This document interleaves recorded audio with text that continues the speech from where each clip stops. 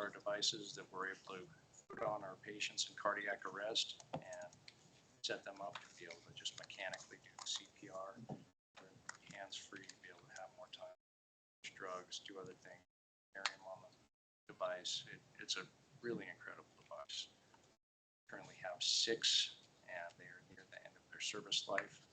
They're 8 years old, so it's time to get them here in the next couple of years, and this was a good opportunity to try and get some funding to do.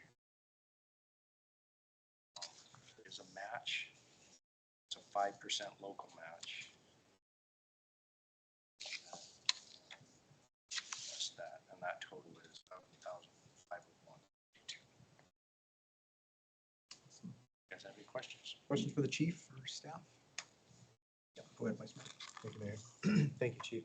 I could have done some research beforehand. Apologies, I didn't. But I take it the outcomes from using these devices are similar, if not better, than manual impressions that your team has to do. It's all automated, and it gives the providers time to focus on other areas, IV access, IOs, drugs. And when you're moving the patient, it continues to just go. With the manual of just the rescuer doing it, you have to stop the patient. So it starts and it does not stop until you turn it off or take it off. Questions? Yeah, Pat. Chief, and you might not be the right person to ask. Do you know if there was anything else in the Rural Health Transformation Act that any other departments could have utilized? You know, I know other departments know about it, and we just discussed it with mutual aid partners, and there's a pretty broad array of things that you could apply for. We looked at a couple different items, and we came to the conclusion that this was going to be the best one. Others? Yeah, go ahead, Kyle. Thanks, Chief. Have you guys always used the Zoll ones, or it looks like there's a few different folks in this industry, Physio, Control, Lucas device. Do you guys have any experience with that? Did you compare and contrast the two? Yeah, we've demoed a lot of them, and we landed on the Zolls. They're the most user-friendly. They've got really good customer service, good maintenance plans, and they've been the most reliable for us in the past. Any others? Okay, council supportive of moving forward with this? Right. Thank you. Great. Thanks, Chief. All right, BBC Remodel. Thank you, Mayor. So Director Johnson, I believe, will lead this conversation. We are fully aware, Council, after our recent work session, of the fact that we are entering phase 3 on the CBC, Casper Business Center, or I believe we'll be referring to it as our Justice Center remodel. And tonight, Jill will have a series of other professionals participating in the meeting via video to help us through the conversation about funding for phase 3, estimated at $15 million. In addition to the work session recently, we did engage with your council subcommittee in July also to seek their advice and direction before coming to you as a full body this evening. So with that, Jill, it's all yours. Or Alex, were you going to have Alex go first? Am I out of order? That's okay. Mayor, councilors, we were going to start off with a update on where the project is at. And so Alex is going to help me with that, and I'll turn it over to him. Mayor, councilors, currently the CBC project and remodel is bidding for phase 3. We anticipate to get bids on August 17th and to look at those and to hopefully get some good pricing and then hopefully get a contract several weeks after looking through those to get a guaranteed maximum price for the project, hopefully being under $15 million. Questions for Alex? Hold on one second. Go ahead, Kyle. Thanks, Mayor. Sorry, Alex. Was that 50 you said? 15 million. 15, gotcha. For Thank you. phase 3. It's more in line with my expectations. Yeah. Oh, we'll say that the current schedule for the work is planning to have completion by the fall of 2027 for phase 3. Phase 2 is currently wrapping up. We are getting much of that work completed. Some of it will transition over from phase 2 into phase 3, but fully by October of 2027, the work will be fully completed and a functional building where occupants can, and the police department can move in and use the building. So if we're currently out to bid for phase 3, what if, by chance, or do we have already a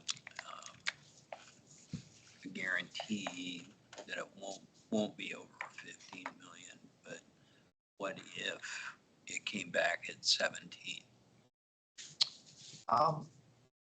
Mayor, Counselor, if right now if it did come out over that amount, we will have to see what could be cut out potentially. That's the advantage of having a CMAR, so that we can look at those bids and select certain work packages that offer some potential savings to the work. But otherwise, I think there are some contingencies potentially that could be used, and I'll let answer that for financial. But if it did come over, we would look at could do to value engineer some work out to lower those costs.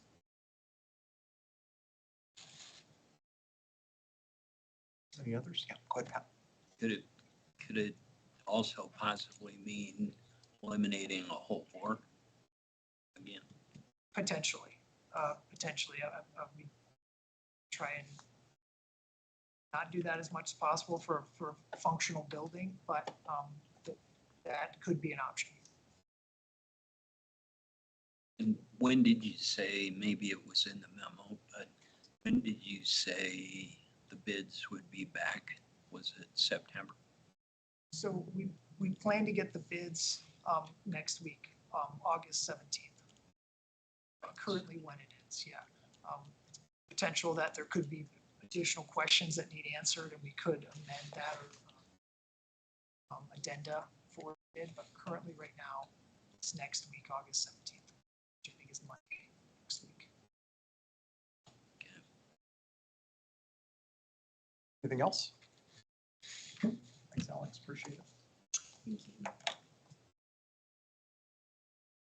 Mayor, councilors, so this evening, we'd like to review the financing recommendation for the phase 3 of the CBC remodel project. We're trying to turn the Casper Business Center into our premier police facility. So phases 1 and 2 of this project have been funded and they are currently underway. So we really don't need to do anything with those. I want to really focus on phase 3. So at the July 29th, 2025 work session, council was provided with financing options for phase 3. During this work session, council approved moving forward with investigating issuing certificates of participation, which you'll also hear me call COPs or COPs. We are looking at this, it's a lease type of financing arrangement, and we're looking at it to fund that $15 million shortfall to complete this project. At the task force meeting that the city manager has already spoken about on July 10th of 26, the group reviewed several funding options, including the COPs. We also looked at using perpetual care funds. We also looked at evaluating whether other resources could provide funding for this phase of the project. It was determined that the issuance of the COPs is still the best solution. With rising costs, the task force questioned whether the $15 million was going to be sufficient, or maybe $16 million might be a better amount. This is a question that staff would look to council to provide direction on. I want to remind you guys, though, when we talked about looking at COPs, we also talked about doing a $5 million line of credit. So we have the line of credit in place. So if we had contingencies which exceeded that $15 million, we could look at that line of credit to provide funding for any additional contingencies that we may have. It would be staff's recommendation that the amount of the certificates remain at the $15 million. Our municipal advisor has prepared 4 different scenarios for the COPs. They've done a 20-year for 15 million and 16 million. They also did a 25-year for 15 million and 16 million. That council can consider. So over the last several council meetings, council has approved engagement agreements with expert firms, which will help the city issue the COPs. And Mr. Mayor, I would like to turn some time over to Ms. Maddie Pradanovic. And I'm sorry, Maddie, I probably destroyed your last name. She's with Hilltop Securities, and she's going to kind of walk the team through introductions, the process for the issuance, and a general market overview for the certificates. Maddie, I'm going to give it over to you. Great. Thank you, Jill. Good evening. Thank you for having us. As Jill mentioned, my name is Maddie Pradanovic. You did a great job with the last name, Jill, from Hilltop Securities, based down here in Denver. And I've obviously joined by several other folks here that are working on the city's behalf to put this potential transaction in place should the council decide at future meetings to move forward with the transaction. So we have prepared a brief presentation that I will go ahead and share my screen for that we're going to walk through this evening. So starting with the purpose and agenda, as Jill did a great job introducing, we are here to talk about the potential issuance of certificates of participation to fund phase 3 for the renovation of the new Casper police facility. Jill, as she mentioned, has obviously been giving lots of updates on this over a year, and we've been communicating with her throughout that process to provide those financial updates as needed. But we are finally in a place where if the city is ready to move forward and continue with phase 3 and fund that portion through the issuance of COPs to actually start the financial issuance process, which is what we're going to walk through a little bit here this evening, and obviously hopefully answer any questions that you may have. We also have some folks on to talk about the market and a little bit of the detail of the documents that would be presented at future council meetings, just to kind of preview that process for you all.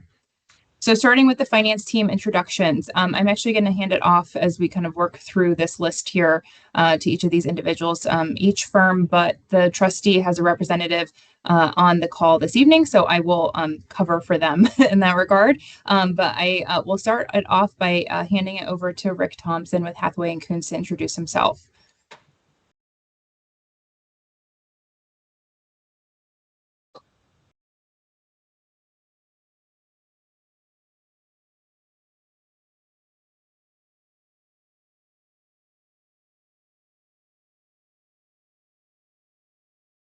Maddie has told you about, and we will be preparing the key documents, including the lease, the trust indenture, the COPs, as well as the council that will opine as to the validity of the COPs and as to their tax exempt nature.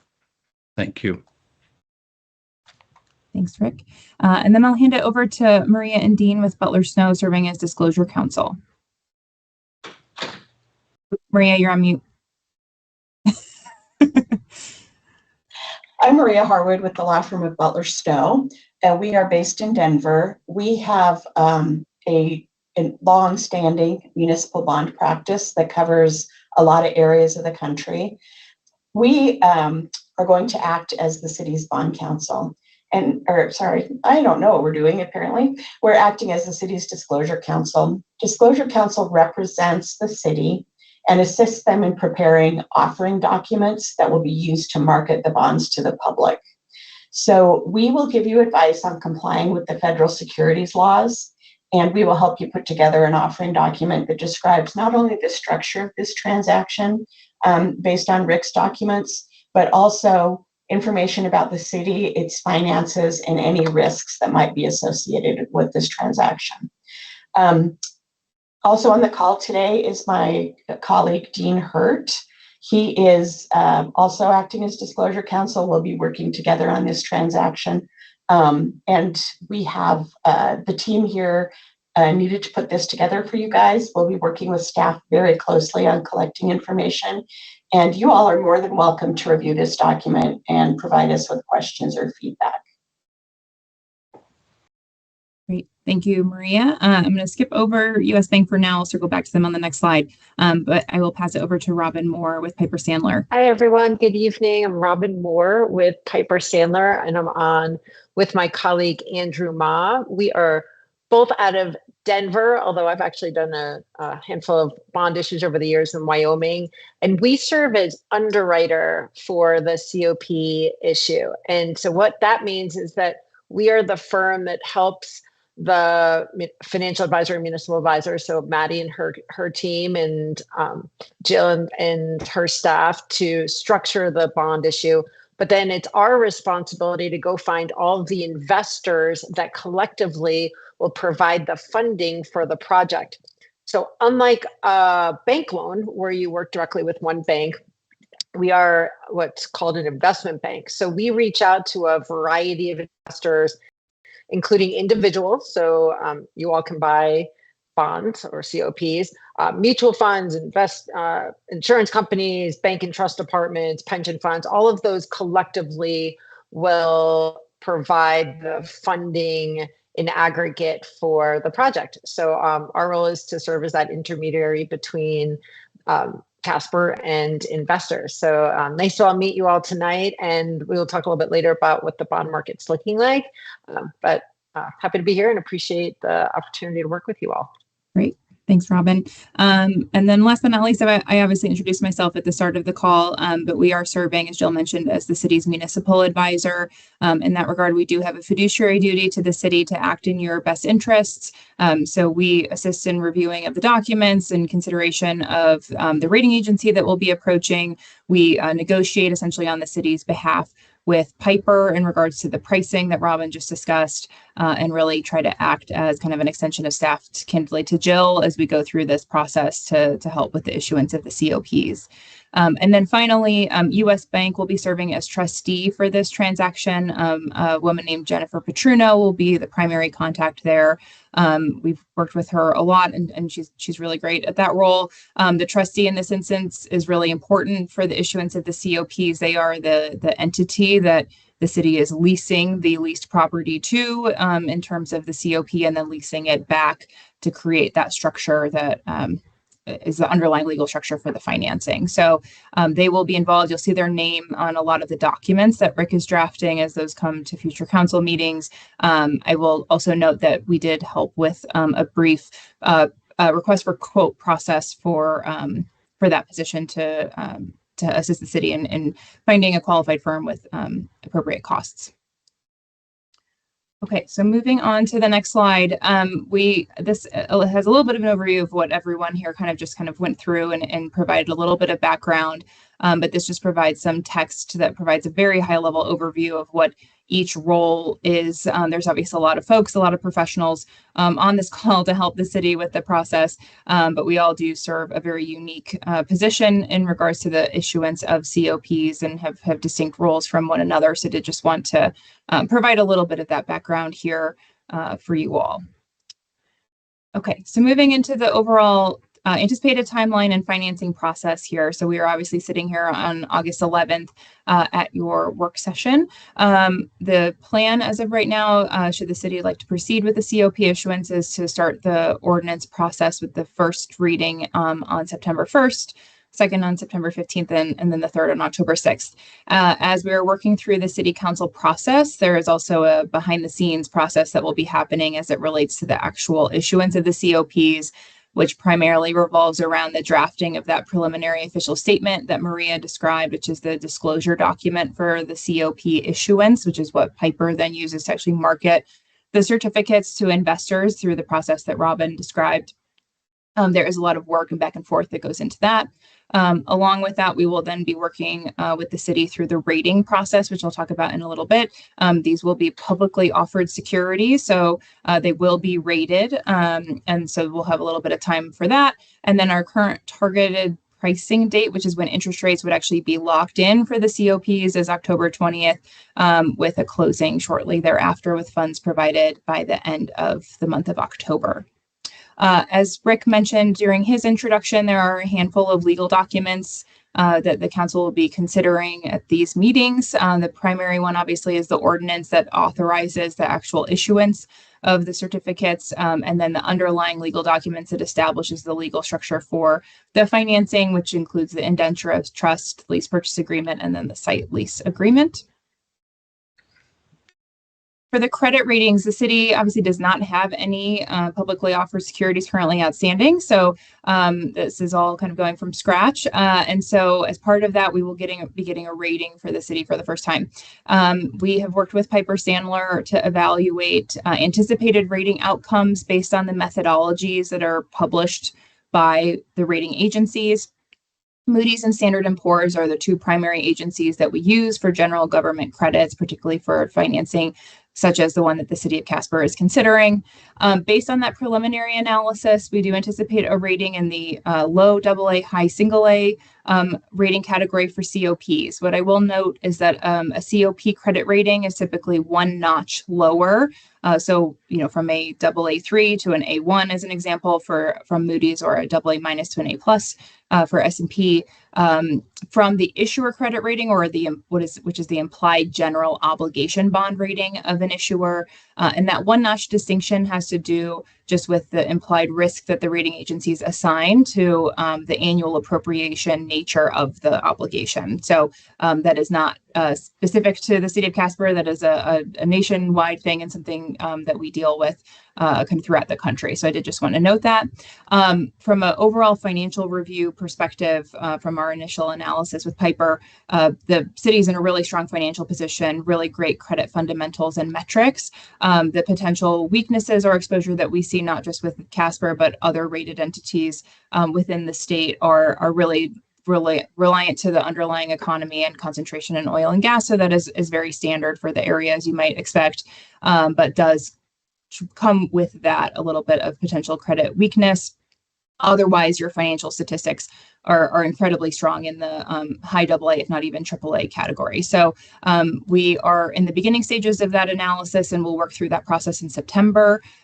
Based on our current timeline, we do actually anticipate having that rating back prior to the third reading of the ordinance. So that is something that obviously we can follow up with in the future once we have that back in hand. Okay, so moving into the market update, I'm going to talk through the preliminary financing scenarios that Jill mentioned, and then I'm actually going to hand it over to Piper Sandler to go through a couple market update slides. So on this slide, you'll see the four scenarios that Jill mentioned in regards to both the term, so the duration of the repayment in the 20 versus 25-year term, as well as the amount, so our $15 versus $16 million project fund amount. I do have a few assumptions listed above, primarily the payment structure, in that we are assuming level annual payments. So essentially, the payment is approximately equal every year. But for that final year, for the legal structure under COPs, under state law, we do have essentially what looks like a double payment on that final payment date. And then we are also assuming a what we consider a standard prepayment option. So unlike your mortgage, where you can go refinance at any point in time when interest rates go lower, investors of municipal securities do like to have a little bit of protection from that prepayment or refinancing. And so most municipal securities are sold with a 10-year call option, meaning within that first 10 years, we cannot refinance on a tax-exempt basis.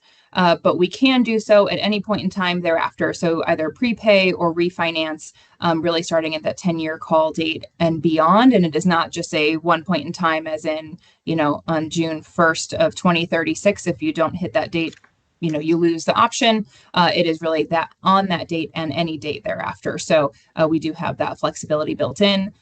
We have talked a little bit with Jill about potentially looking at a slightly shorter call option. So ability to prepay. What we would typically say from a market standpoint is that maybe in the kind of 9-year time frame, maybe even 8 years, we don't necessarily see a penalty from an interest rate standpoint for having that slightly shorter prepayment option.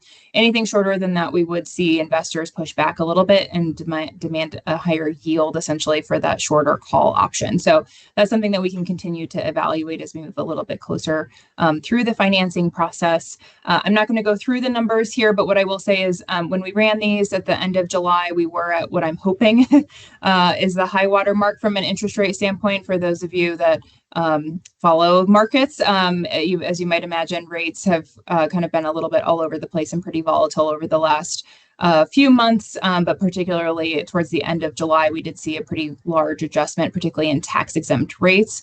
We saw rates increase about 40 basis points over that month. We have gotten a little bit of that back. So rates have actually come down from when I ran these numbers.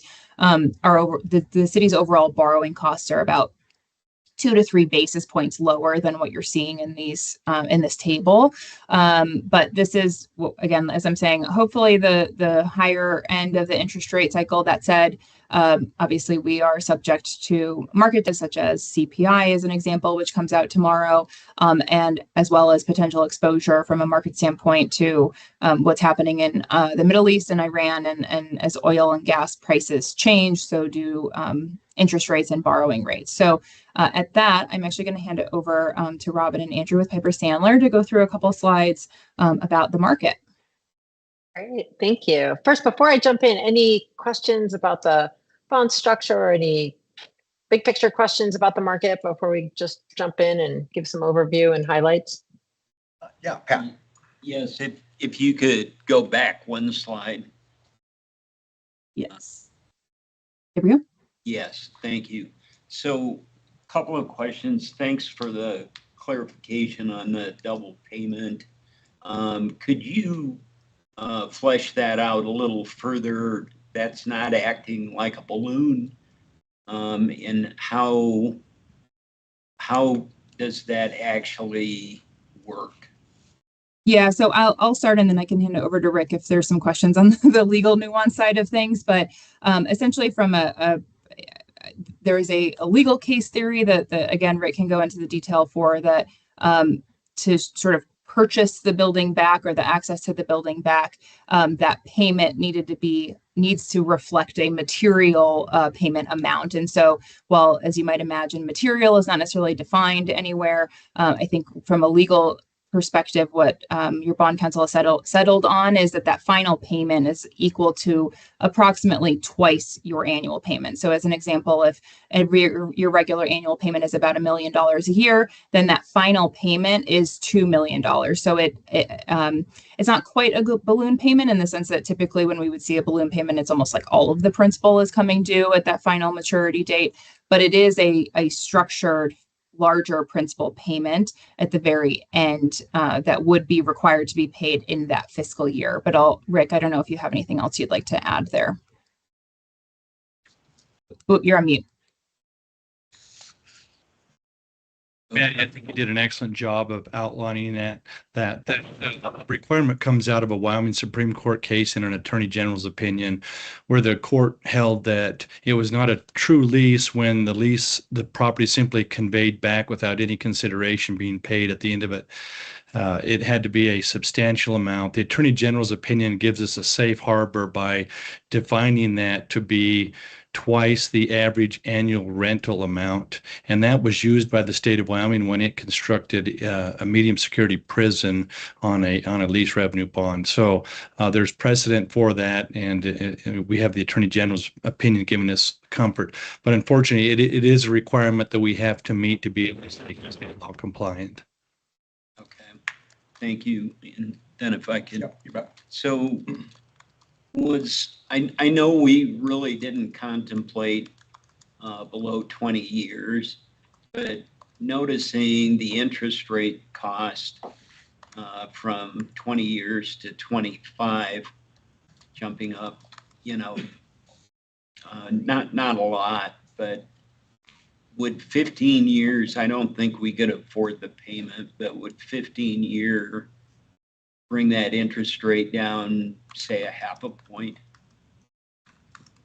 Yes, likely. I think the last time that we ran I would say like a year ago, I think we were running a 15-year scenario, and there was about, I think, probably a 30 basis point difference, 30 to 40 basis point difference between that 20-year and 15-year scenario.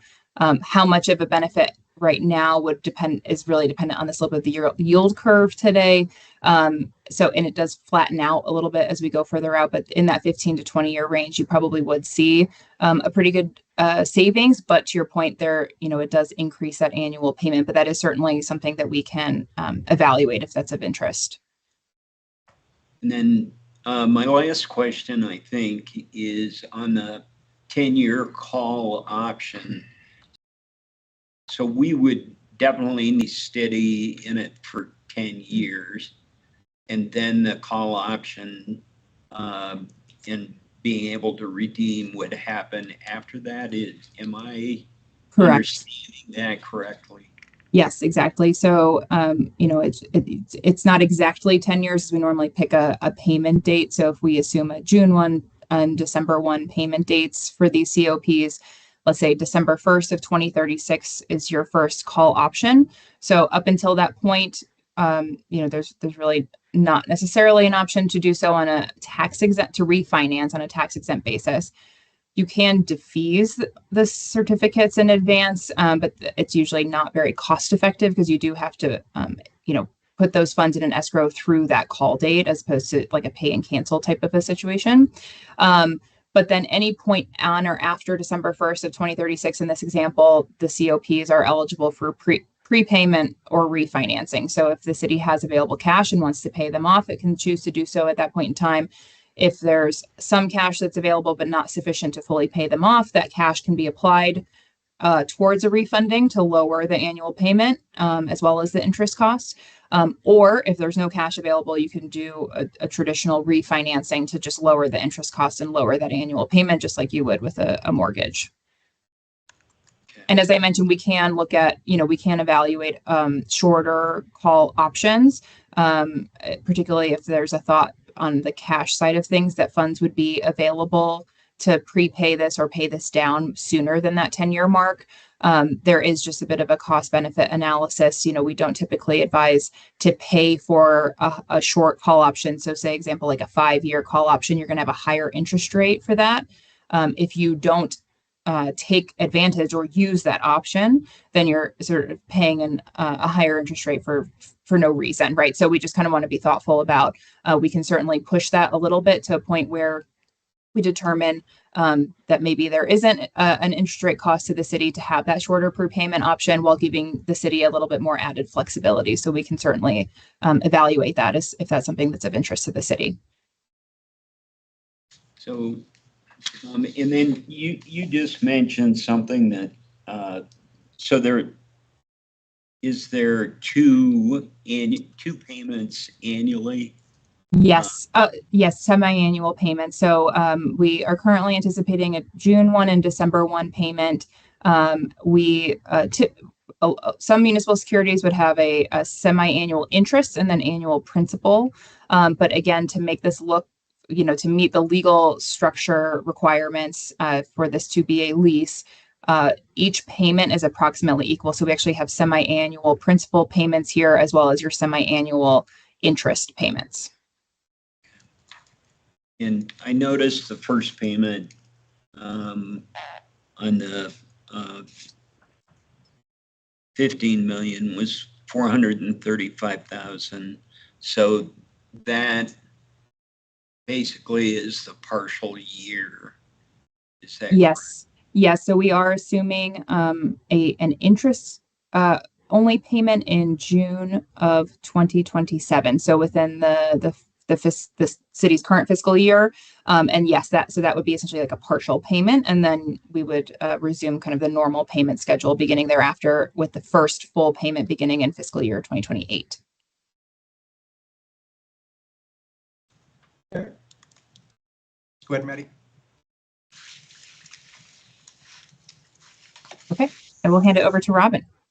Yeah, thank you. So Maddie had mentioned that rates have moved around a little bit. Interestingly, so we're all the way on the right side of this curve here that shows interest rates.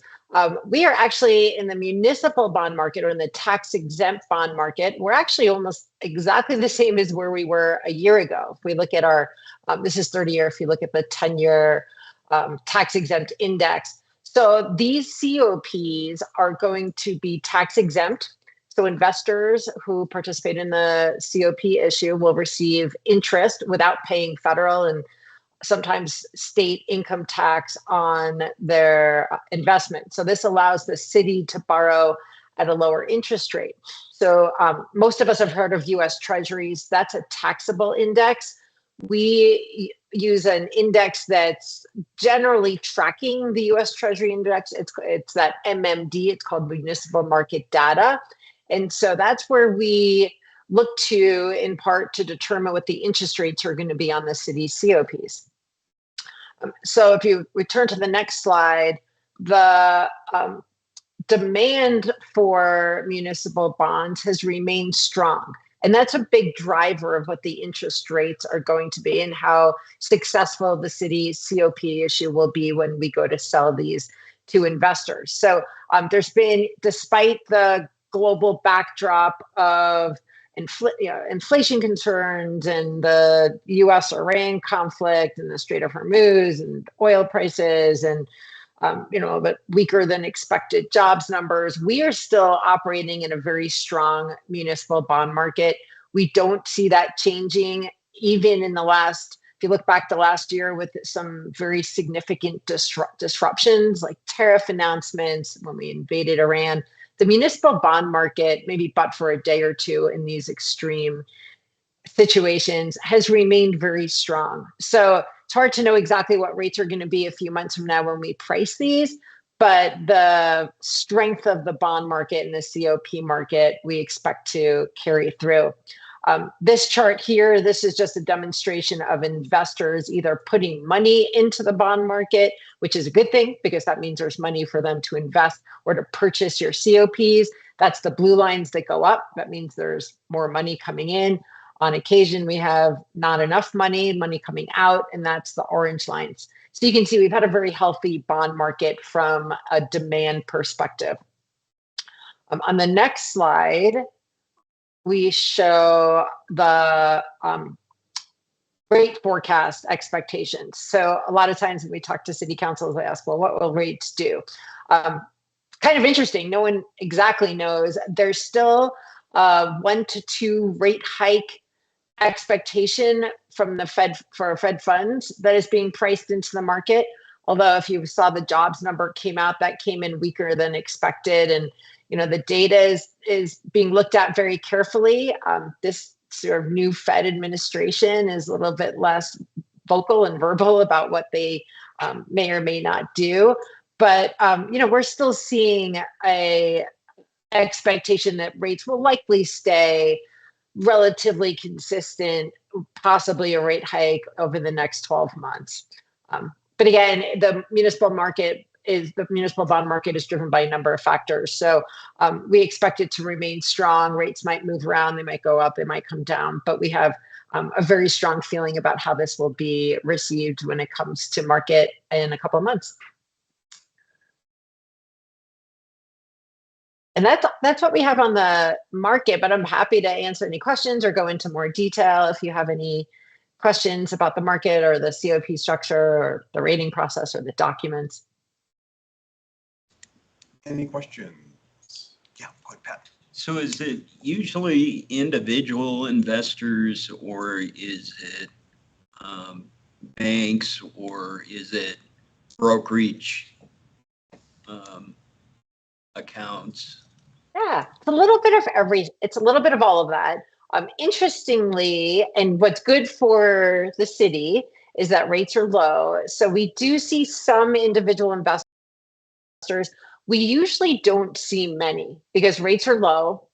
The bonds or COPs are sold in $5,000 denominations. And so the bond market is typically made up of a small portion of retail or individual investors. And then most of the investors are going to fall into what we call more of an institutional category. So mutual funds, insurance companies, pension funds. We do have banks, and banks sometimes purchase on behalf of individuals and sort of lump those investments together. But I would say the majority of investors tend to fall more on the institutional side. The one thing I will add is that if it is important to the city council and to the community to be made aware of the sale so that they have an opportunity and knowledge about the transaction that's to come, we can put together an ad that you can put in local newspaper or local media that gives notice to individuals that they can either contact us or contact their local broker to get more information about the sale. They would have to make a purchase during a bond sale, which is the COP sale, which is about an hour and a half or 2 hours that's allocated specifically to your COP transaction. And that time period is when investors put their orders in for the COPs.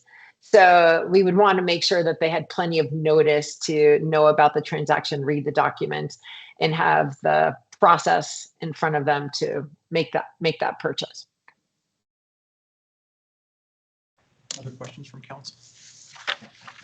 So I think that's a great idea. I mean, just for folks to have an opportunity, whether they take advantage of it. But the other thing, I guess, is there any worry? I mean, I'm not really that worried about it, but there are people running for office currently worried about things like China purchasing part of this, and or let's say BlackRock. China might not purchase. BlackRock probably may purchase. And these are when we look more to the global investors, they are looking at transactions that are typically over about 250 million at a minimum. So global investors likely won't be purchasing these, but we do have like a BlackRock or other institutional accounts that would be interested. Any others? Thank you, Mayor. Maddie, was there anything else, or are you all done? Nope, that is it. The floor is yours, Jill. Thank you. Thank you. And thank you for the team to provide all that great information. Hopefully that was very helpful to council. So of course, if we issue cups, we need to have a revenue source to pay for these each year. So historically, the city has considered direct distribution one-time revenues because we never knew from year to year if the funding for direct distribution would continue in the state budget cycle. So for this reason, the city's always used these funds as one-time revenues to offset one-time expenses. So in the latest state budget, the legislature actually codified direct distribution at 8% of the state share of sales tax. So while this is still a volatile revenue source, the codification should give comfort that we'll have that funding year over year and kind of changing that from a one-time revenue into a recurring revenue. So staff would propose that we would use the funds from the direct distribution receipt that we receive to pay our annual lease payments. And in fact, in the fiscal year 27 budget, the estimated first payment is included as being paid from direct distribution. And with that, that's all I have for you guys for tonight, but I am happy to answer any questions. Yeah, Amber. Question on the last point. In our direct distribution funding that we get, how much room do we have after we've covered our rec investments and the other major expenses that are currently coming out of direct distribution? Mayor, Councilor, we typically spend about $4.5 million of our rec subsidies and health department and all of the other obligations that we have. So we typically get a little over $6 million, and we have for the last couple of years. We've usually got a little bit of room in about $2.5 million. The questions for Jill? So on timing of all of this, I mean, can we hold off a week as far as the 15 million versus 16 million till we have bids, preliminary bids? Or my understanding, this doesn't count against our debt ceiling, but does the line of credit count against our debt limit? So Mayor, Counselor, I'm not sure if the line of credit does. We'd have to look at, it's really based on what we use to repay that line of credit. So let me take a look at that. Right now, we don't have any funds that we've used out of the line of credit. The challenge with delaying making a decision is going to be the timing of when we need to get all of these different pieces and parts going. So we do need to be on a schedule to get the 3 readings of the ordinance done. We are trying to make sure that we issue these financial documents by the end of October so that we can have it available when we are starting to spend that money. And so that's really the timing change. It's just making sure we have all the pieces completed in order to get that money in-house and be able to spend it on the project.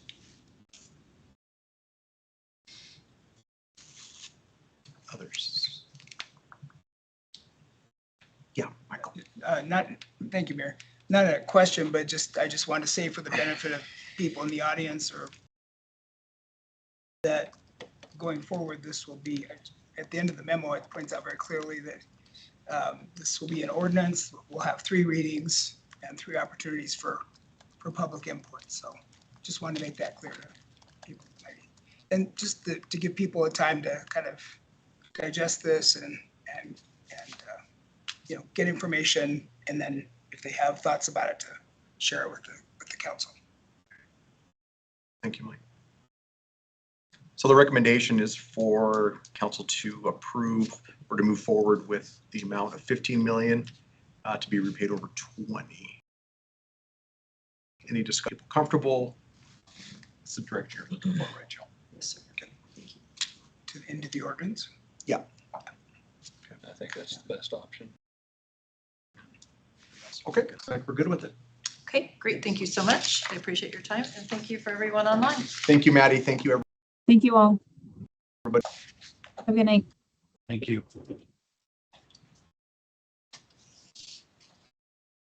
Right.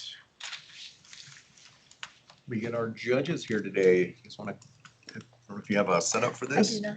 Okay, this is their quarterly update. So if you want to come up, Judge Hand.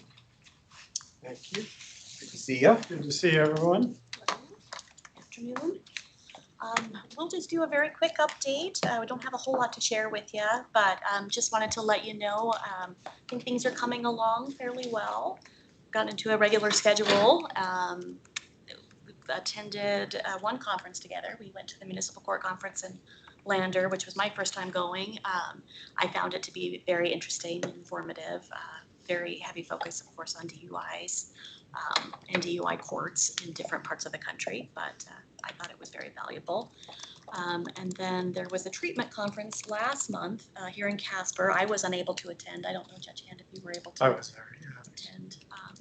Would have liked to have been there, but wasn't able to make it. Yeah. The treatment court conference is for treatment providers, probation officers, case coordinators, and judges. And it's really probably geared more towards the treatment providers.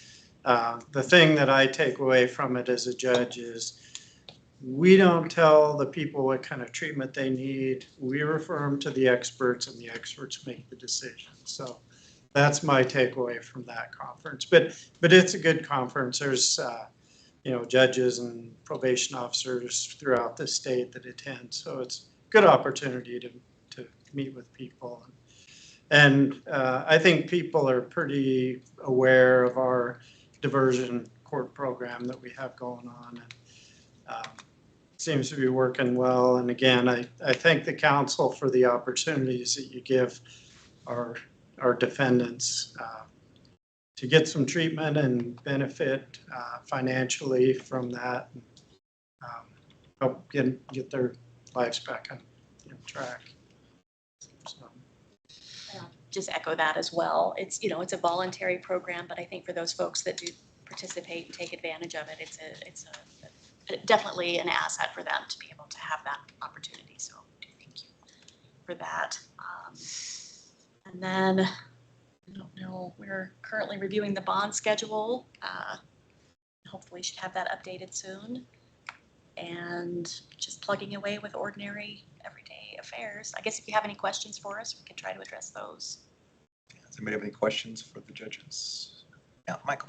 Thank you, Mayor. Judge Han, I'm curious, at the treatment conference, were there other municipalities either in Wyoming or elsewhere that presented, that talked about diversion specifically? And I'm just curious if they. Yeah, no, I don't. They did differently or. Yeah, thank you. I don't know that there were any other municipal courts present there.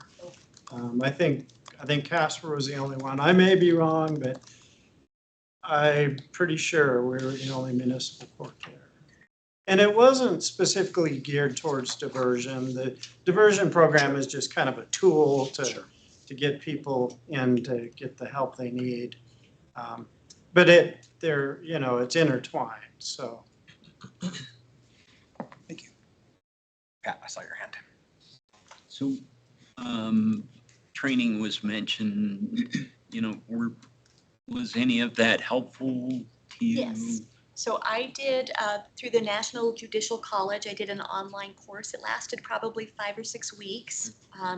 Every Friday they had an online kind of group lecture by different faculty there. I did find it very, very valuable. I got a lot of good resources that I was able to retain and can refer back to. So I think it was valuable, and I appreciate you guys making that available to me. There was additionally homework. Got all that done. Got that completed, so. Yeah, Kyle. Thanks, judges, for the update. You mentioned diversion court. Remembering back, I'm one of our liaisons to the opioid settlement working group. And at the time that we were soliciting proposals for those monies, I forget who the representative was from Natrona County Diversion Court or Drug Treatment Court. Well, I don't remember what the actual name is, but they had mentioned at that point that funding was essentially preventing them from getting more people through that program. I guess I don't know exactly what relationship you guys have with that program. Again, we're talking about two of the things that I feel least educated about, like the finance and bond market and stuff, and then also all the courts. So my question is, do you see that as a obstacle for getting more people through diversion court? Do you see that on your end, a lack of funding? Does a lack of funding prevent you from letting people go through diversion court? Feel like your hands are ever tied in that regard? Yeah, I don't particularly feel that. And I don't know, again, it's probably my ignorance because I don't know how the treatment providers are being compensated for their services.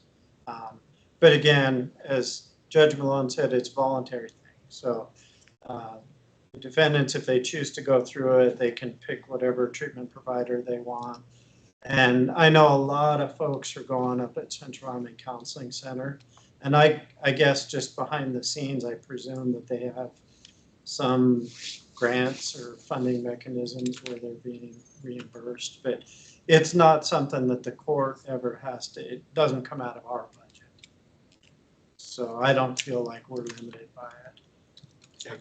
So as a follow-up, if you don't mind, you do not encounter defendants who you think are eligible and would do well in diversion court. You can make those rulings, and there's nothing, like, you don't feel like people that would be successful through that program, you had to divert elsewhere for any reason? No, in fact, I would say that probably the majority of the folks that we're trying to get into the residential treatment or encouraging them to. I would say the majority of them are indigent. So I think there is funding sources that are out there. But again, I just don't know where it's coming from.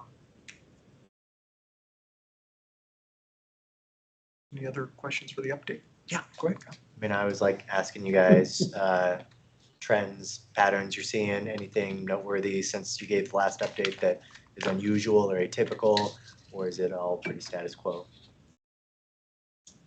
My sense is it's status quo. You know, we always are talking about theft, and there's a lot of theft. As of July 1st, the legislature changed the law, so now it's 3 theft charges and you're looking at a felony. So that's a new change. Used to be 5. I'm hoping that the word will get out. People start using better judgment. Thank you. But I don't think we've seen any significant drop off at this point yet. In my much more limited experience, I would say that would be the same observation as well. Okay. Anybody else? Awesome. Thank you guys. Thank you for coming in and being able to do it. I'm glad that the training has been beneficial and being able to utilize that for further development. So if there's anything from the city council or anything you guys need from us, don't hesitate. Okay. Excellent. Thank you. Thank you guys. Appreciate you.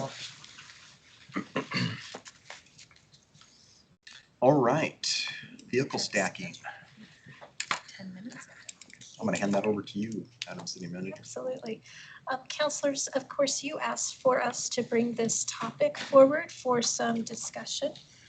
The reason that we are going to talk about traffic counts and vehicle stacking tonight is, of course, there is no allowance in your code right now for really considering vehicle stacking requirements when a building has a new tenant take over. It only right now in your code requires any evaluation of drive-through stacking for new development through site plan. You are unpacking right now whether you would like to allow drive-ups on liquor stores, which would be a change from previous years. And as you know, we do see areas of the community where vehicles do stack at drive-ups and protrude into public areas such as public streets or shared spaces. And so based on that, on the ground reality, you'd ask for us to talk to you about this tonight. Your presentation will be 2-part, and I want to advise you that the first part will be the last part of your written material. So I'm going to give you some page number references so we don't confuse you. Public Services is going to speak first to to vehicle stacking and traffic studies. And then, and that is on page 17, page 19, if you go to page 19 in your packet. And then we'll backtrack in the packet when we have the Community Development Department come forward and speak specifically to stacking ordinances and what that might look like. So with that, I will bring Krista up and just remind you that we are on page 19 in your packet. Hi, Krista. Hi, Mayor, councilors. Thank you for having us here. And as Janine mentioned, we're here to provide the engineering aspect of the traffic impacts that have resulted in some stacking issues. So going into what typically triggers traffic impact studies, when we have new developments, zone changes, change of use, these are things that allow us to look at a site more closely. And currently, what allows us to initiate a traffic study would be more than 75 peak hour visits to a site. This is a pretty high bar. This is a lot of traffic that you may not typically, that we think that wouldn't impact, or that would impact just that facility. But if we get into smaller sites, this can go off into the public streets and have more impact. What we are seeing is the need to potentially change our ordinance to allow for a tiered approach to give us a little bit more oversight on these. we could potentially have site plan reviews and commercial building permits as a trigger. And the first aspect of this would be an initial screening. This initial screening would weed out all of those businesses that would have very little traffic, very little impact to the sites. We would then have a level 1 where we would have focused traffic analysis. This would be a lower cost bar for businesses that could have greater traffic impacts to their surrounding areas, so that we would make sure that we're covering all of our bases, making sure that they're not going to impact too much and that we're properly addressing the traffic needs in that area without such a high cost. A traffic study can get more costly. And with a higher need and more traffic from that initial screening, we could then implement a level 2 comprehensive traffic impact study. This is in alignment with what we currently do now. So what this proposal is giving us some medium ground to, 1, reduce costs for businesses, and 2, give us a little bit lower threshold to look at what the traffic impacts are, or potential traffic impacts are for businesses in the area. Now with that, I'm going to let Liz speak to stacking, and I'll be around for questions after. Council, this takes you back to page 15. Mr. Mayor, members of council, I'll let you all get to that memo. Community development is here tonight with our memo asking for direction on potentially looking at a code change to address stacking. So with the direction requested, a little bit with the memo refresher, and I felt the city manager hit that very, very well, but currently our code does not have a minimum stacking standard, or does it provide a mechanism to evaluate stacking when existing buildings change tenants or begin operating a drive-through use? And as Janine said, we've got a little bit of both going on with the growth that we're seeing commercially. And having buildings that are repurposing what their uses are. We ourselves, as the city, have bought a building that we are repurposing the use of. So it's wonderful to see that. But at the same time, that repurposing and reuse doesn't always trigger site plans. And what's also noted in the memo at the bottom of the second page is that site plans are only required for new construction and not for changes in tenants or businesses. And for this reason, many drive-throughs have been put into service without our city knowledge or oversight. And so what the city manager indicated, as well as what Krista alluded to, is that staff does see a need to really review the code and bring forward a recommendation, some code language changes to you all. Looking at triggers, building permits might be the one that we would like to look at and bring forward to you. And we're also with stacking, and you all see it around town, we've got what's referred to in my correct language, the high volume quick serve, as well as the low to moderate income or low to moderate use. And I think there's both of them out there. We all patronize both, but at the same time, there's no standard out there. We did our research, Craig actually did it, and just went nationally and looked at what happens around the country and the institutions that we work with. There are no standards, so we're starting kind of at ground zero with this.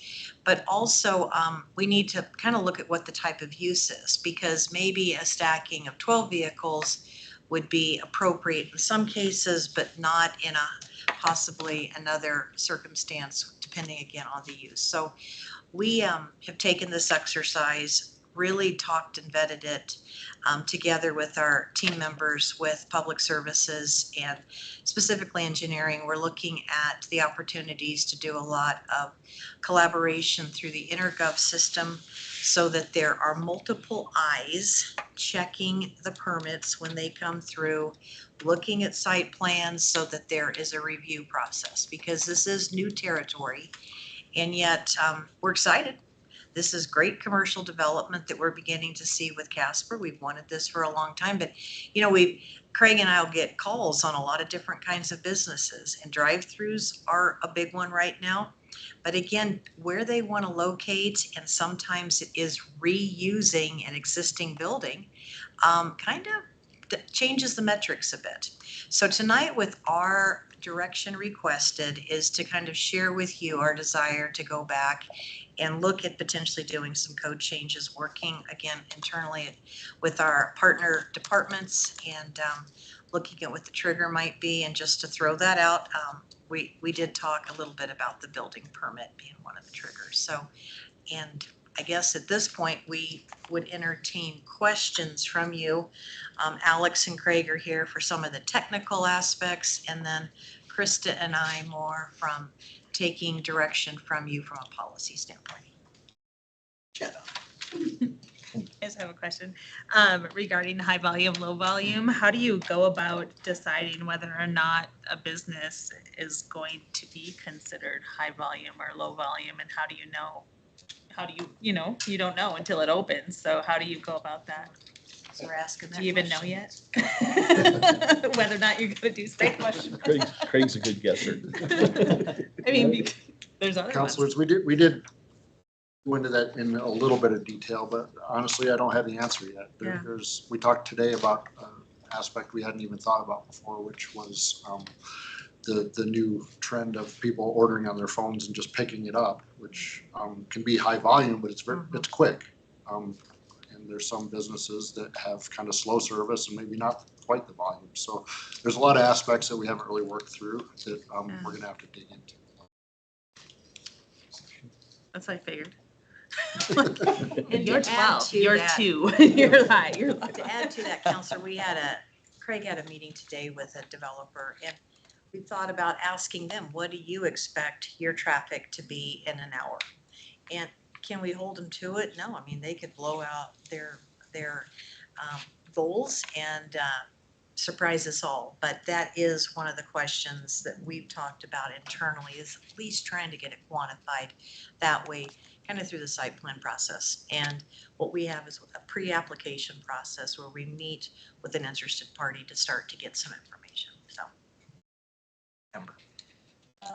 Looking at the business or the building permit as a trigger, I'm trying to kind of think through like what that would capture and what it might not capture in terms of triggering that for us. So it seems like it could be that buildings with an existing drive-through, for instance, may not trigger that if there's only cosmetic, reskinning of an existing property. But and so I think, that's a vulnerability, I guess, of that trigger. But otherwise, anything that was adding a new drive-through window would trigger, right? So something that had never served that purpose before would trigger, whereas right now it wouldn't. Is that right?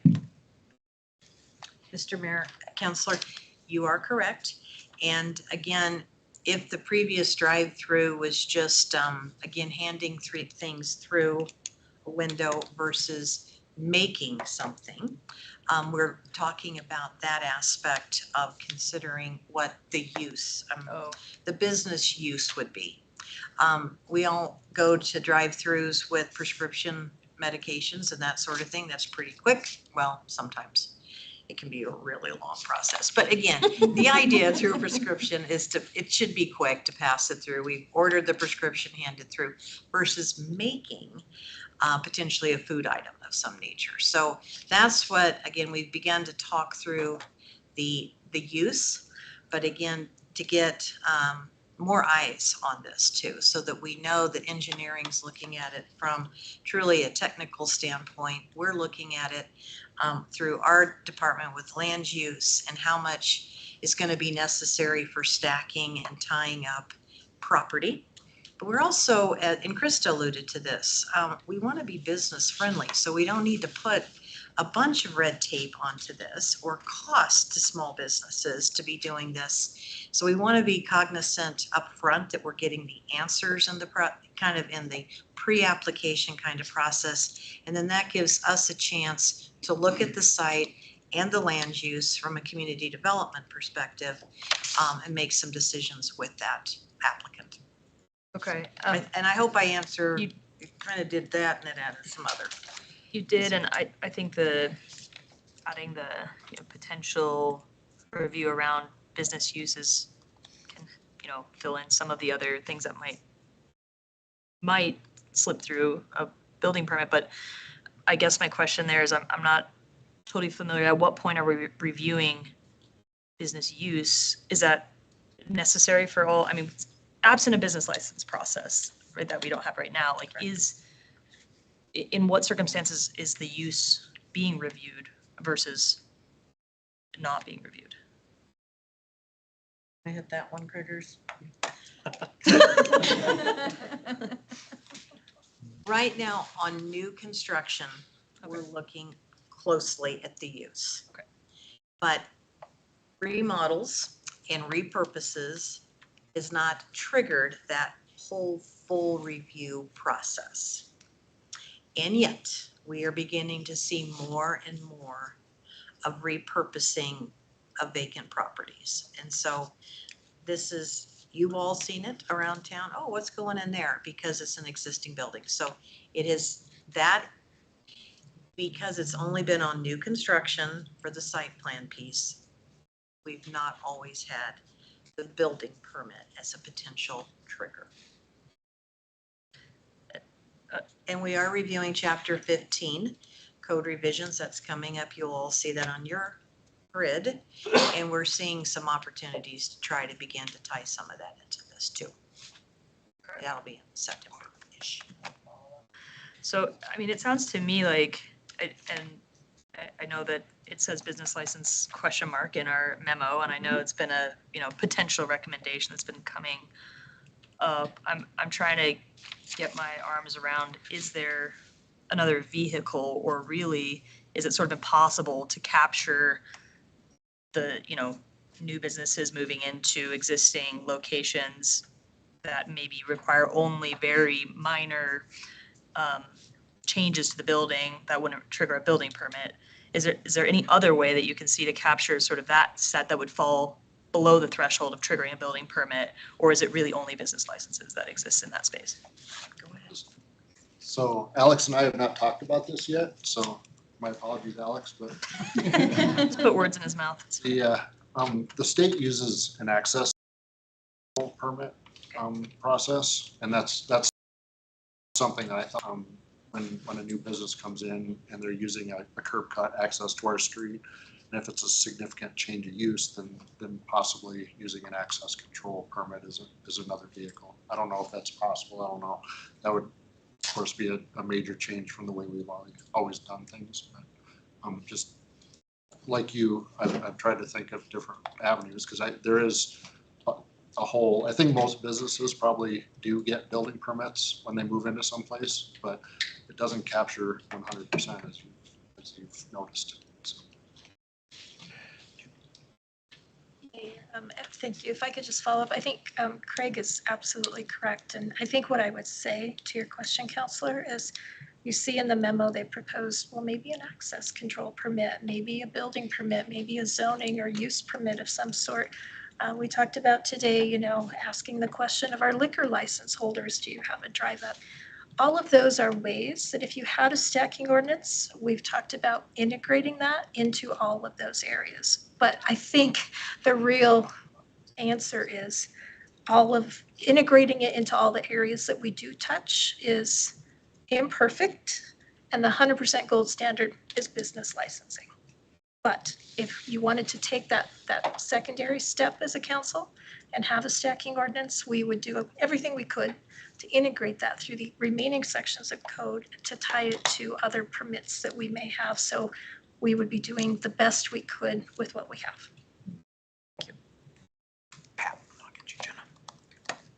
So Liz, I want to take you back probably 12, 13, maybe 14 years ago. I wasn't born yet. Yeah, good try. So, was in grade school. on the Starbucks on Center Street. 2012. And so So if you remember back to some of those conversations, I had deep concern. And I didn't know there was such a word as stacking. But how that would block the entrance to the hotel. Correct, right there on F. After, like, today, it's construction. But it turned into a real problem, still does, backing up into Second Street in both directions sometimes. Are we still on Center. Starbucks? Center Street. On Starbucks. On E Street. Yeah, on E and Center, not Yes. second. Oh, You said second, sorry, you okay. misspoke, but we knew. I We're apologize. tracking. That's We're what tracking. she was clarifying. We You were got you. talking about a different Starbucks.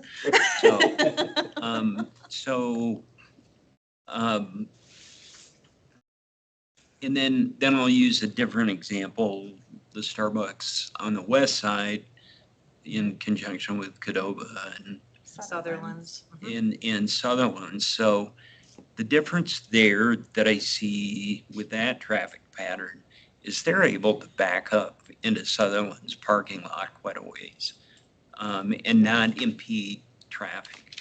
So is there a way to also be cognizant, those were new builds. They wouldn't have triggered anything back then at that point in time anyway. But is there a way to also separate out, and I like the curb cut angle that would trigger some of these access points. Is that a differentiation factor if it's blocking street access to another business? Correct. And does it need to be a major street like Center Street, where E Street I don't see as big a consequence, but except it has turned into a consequence, for the operator of the hotel. I have a remedy for that. Pardon? I think I have a remedy for a longer queue in the alley. You know that little cut alley that's right next to theirs? And I tried to get that paved also It would make it as easier. part of the deal, but city didn't go for that. So, Different council. yeah. Liz, do you want to answer any of Pat's questions? I mean, will you please answer his questions? I'm putting it in the stack. It's growing. Just put it stack. Yeah, it's, Mr. Mayor, Counselor, I just wrote that down because I do think that's something that we do need to consider is the blocking of access to other businesses. When we did that deal, we had asked for the estimated traffic. We knew there were going to be peak hours, but we'd asked up front, and that particular Starbucks blew all of their projections and was the #1 entry in their entire chain, was that little store, but they have continued to be amazed at that. But I did write that down, Pat, because that did have a negative impact on the access to the hotel. We had a little wiggle room with that unpaved alley, but for the most part, it did queue up in E Street. And I know we had done a lot of crash data to make sure that we haven't had the incidences there, and we haven't. Have we had near misses? Yeah, but we haven't had the actual, I think, one in that particular intersection, but we all see it at 8 a.m. every day, so.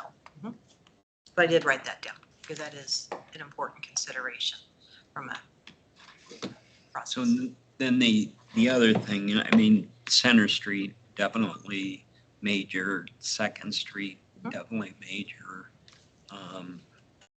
and CY. But I think my guess is more is coming, Yes. and so how does, like, scooters, on CY. I don't know if there's been any problems there. Wendy's definitely on CY. And I've never seen it back up on CY. They've got enough space and they tend, if they've got a big line, tend to back up towards Walgreens. Correct. So they've Taken kind of advantage of that low themselves, or people versus some of the other people recently that aren't thinking that way. yeah. So, but, yeah, just if those could be considered possibly. We were talking today, Mr. Mayor, even, again, Craig alluded to it, the apps. So many of these restaurants and drive-throughs that we pull up to, it is just constantly with the pre-orders, and they move fairly fast, but there is such an increase in that type of pre-ordering that it has added to the traffic too. So it's a different time, and I do think we are going to need to spend some time looking at this and talking through it with y'all. Jenna.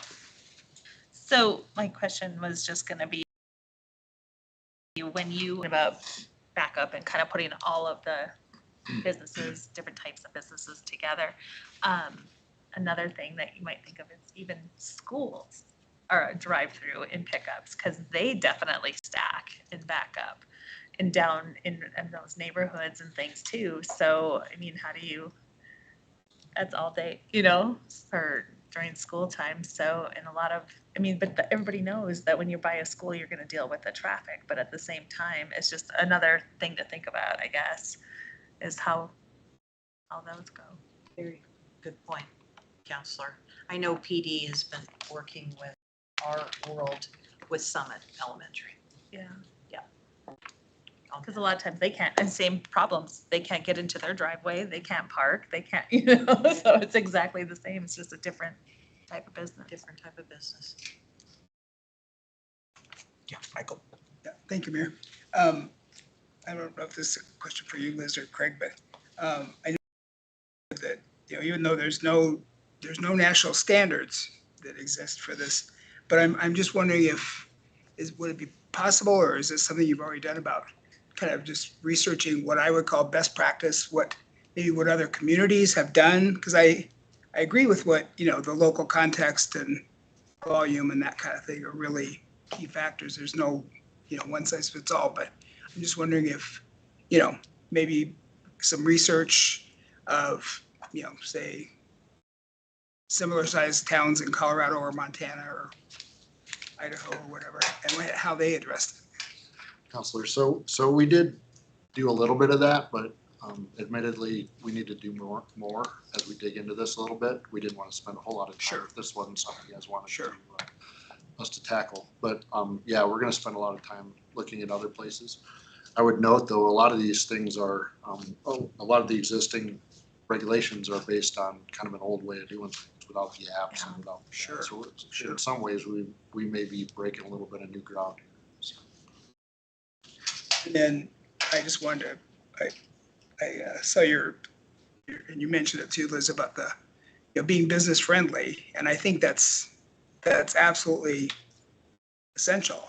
And I think part of that, being business friendly, is being, friendly to your neighbors, whether they're business or residential. And because I can't imagine a new business, knowingly wanting to, start a business and where their neighbors are going to be, their residential or business are going to be. As with everything that you and we touch, yeah, it's always a balance. Yep, absolutely. The overall good and the private property rights. Sign a contract of the cowboy ethic, building permit. There you go. Be a good neighbor. Go to Amber, Kyle, and Pat. So go ahead, Amber. Just general comments. I think that I like the sort of the approach. I think that is sensible. I think the real question for me is what scrutiny exists around sort of like self-reported projections, right? Because just starting any business, like I can say anything like that to get financing, to get, oh, so I'm going to have 1 million customers, or I'm going to have 8, you know, like, and depending on the context, I think like you could say whatever you wanted. And so I do think like some sort of like more robust system, like give me 3 comps around town or something like that, to just try to like ask people to be realistic. And then maybe it's some sort of, you know, staff weighs in, and if the business disagrees with their categorization, then they have to do the study to appeal it, or, you know, or whatever. And like if you know the city sort of categorizes, and if they disagree with that, then maybe there's some sort of appeal process, and they can provide additional evidence that supports, you know, a different categorization. But I do think if, you know, there's some risk that if people know, you know, if I'm this busy, I'm going to have to pay for this big traffic study. But if I'm just here, you know, a tendency to want to be categorized that way, even if that's not going to be true. So I think that's going to be a sticking point in the tiered approach. But I do, if we feel like we can get some, like, realistically achieve that, I do like not burdening businesses that are going to have very minimal impacts with a lot of extra hoops to jump through. So that's my like general impression of the proposal as it stands right now. Kyle. Thank you, Mayor. Thanks, Paul, and the information. You know, I do feel like we have an obligation to do what we can to help mitigate this sort of thing in the future. My worry with kind of the current approach is that it's all kind of based on land use. You know, we have a local business owner, who I will not name, but they've been very transparent with us in regards to what their drive-through looks like. And I was just refreshing my memory.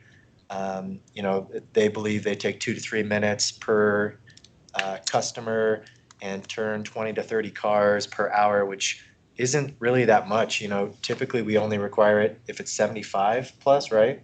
Correct.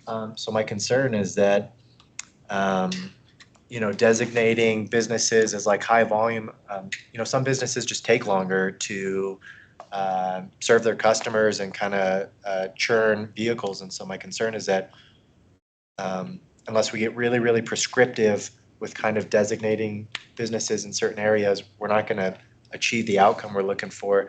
I was doing some research, and a lot of other cities are utilizing what they call a drive-through management plan. So you require a certain level of vehicle stacking spaces, but so as not to, you know, to be friendly to small business and not burden them with, you know, making their entire lot parking spaces to line up vehicles. You can put in place a drive-through management plan where if they have, you know, 4 or more vehicles stacked in their line, that necessitates them to have an employee run out with a tablet and start taking those mobile orders, or that requires them to put another staff member on the register. You know, they have to make operational changes, which seems to me more of the issue here. You know, it doesn't seem like the reason that we're having this conversation is because there's so many vehicles coming through this drive-through and causing traffic congestion. It seems like it's more so, you know, it just takes a while to churn through these customers, and they just kind of stack up over time.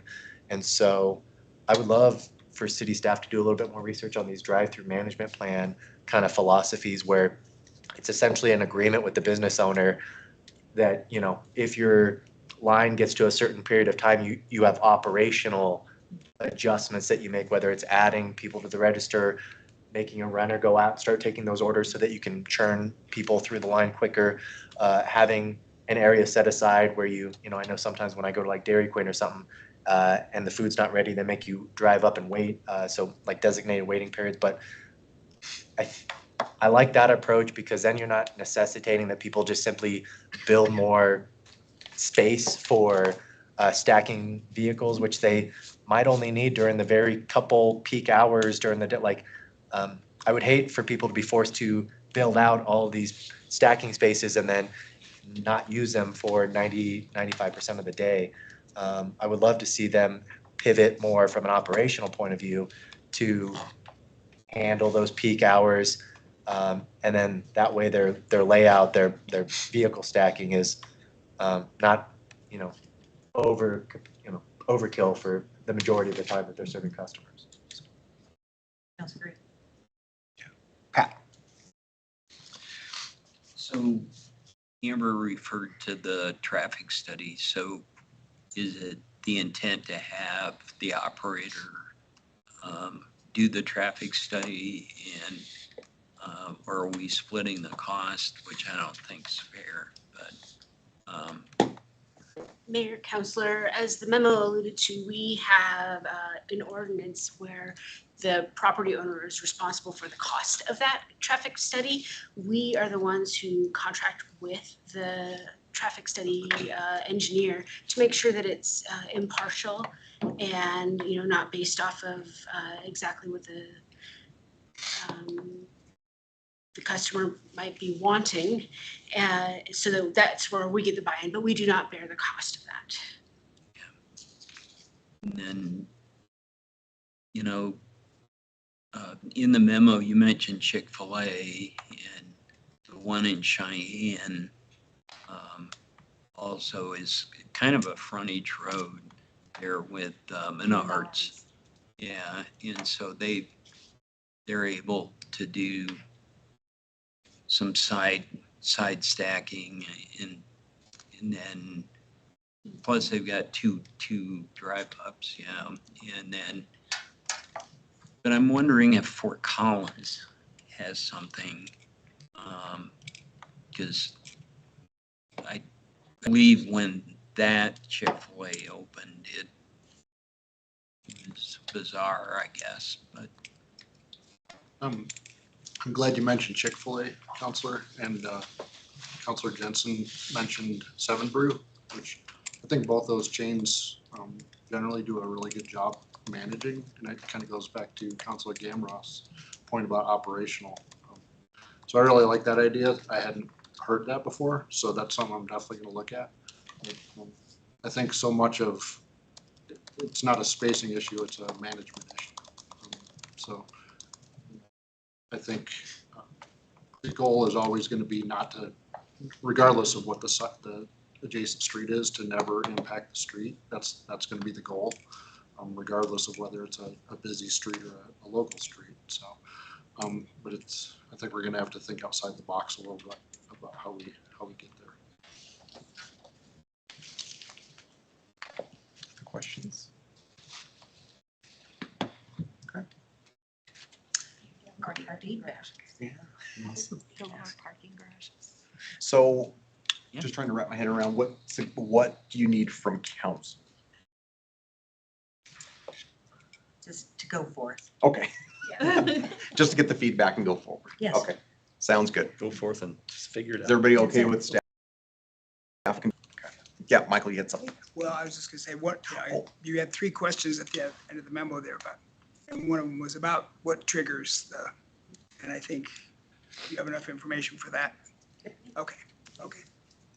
Randy, was your hand up? I'm sorry, I didn't see it.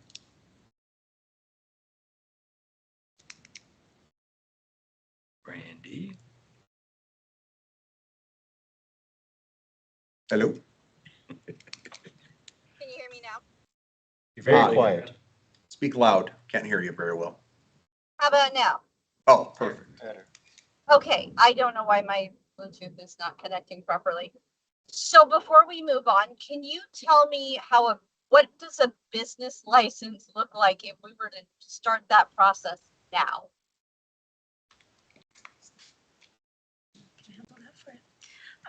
Through you, Mayor, Councilor Haskins, a business license would require anybody doing business or any entity doing business within the city of Casper. They would be required to get a license before initiating that business within our jurisdictional boundary. That's a really generic description. Obviously, that can come in many iterations, but typically a comprehensive business licensing program is much like I just described. Right now, the city of Casper does require licenses for just a handful of select businesses, but not a general business license for all businesses. Yes? You want to add anything? Okay. Any follow-ups with that, Brandy? Yes, just one. So if we were to consider that, would we have current businesses become licensed or only moving forward? Great question.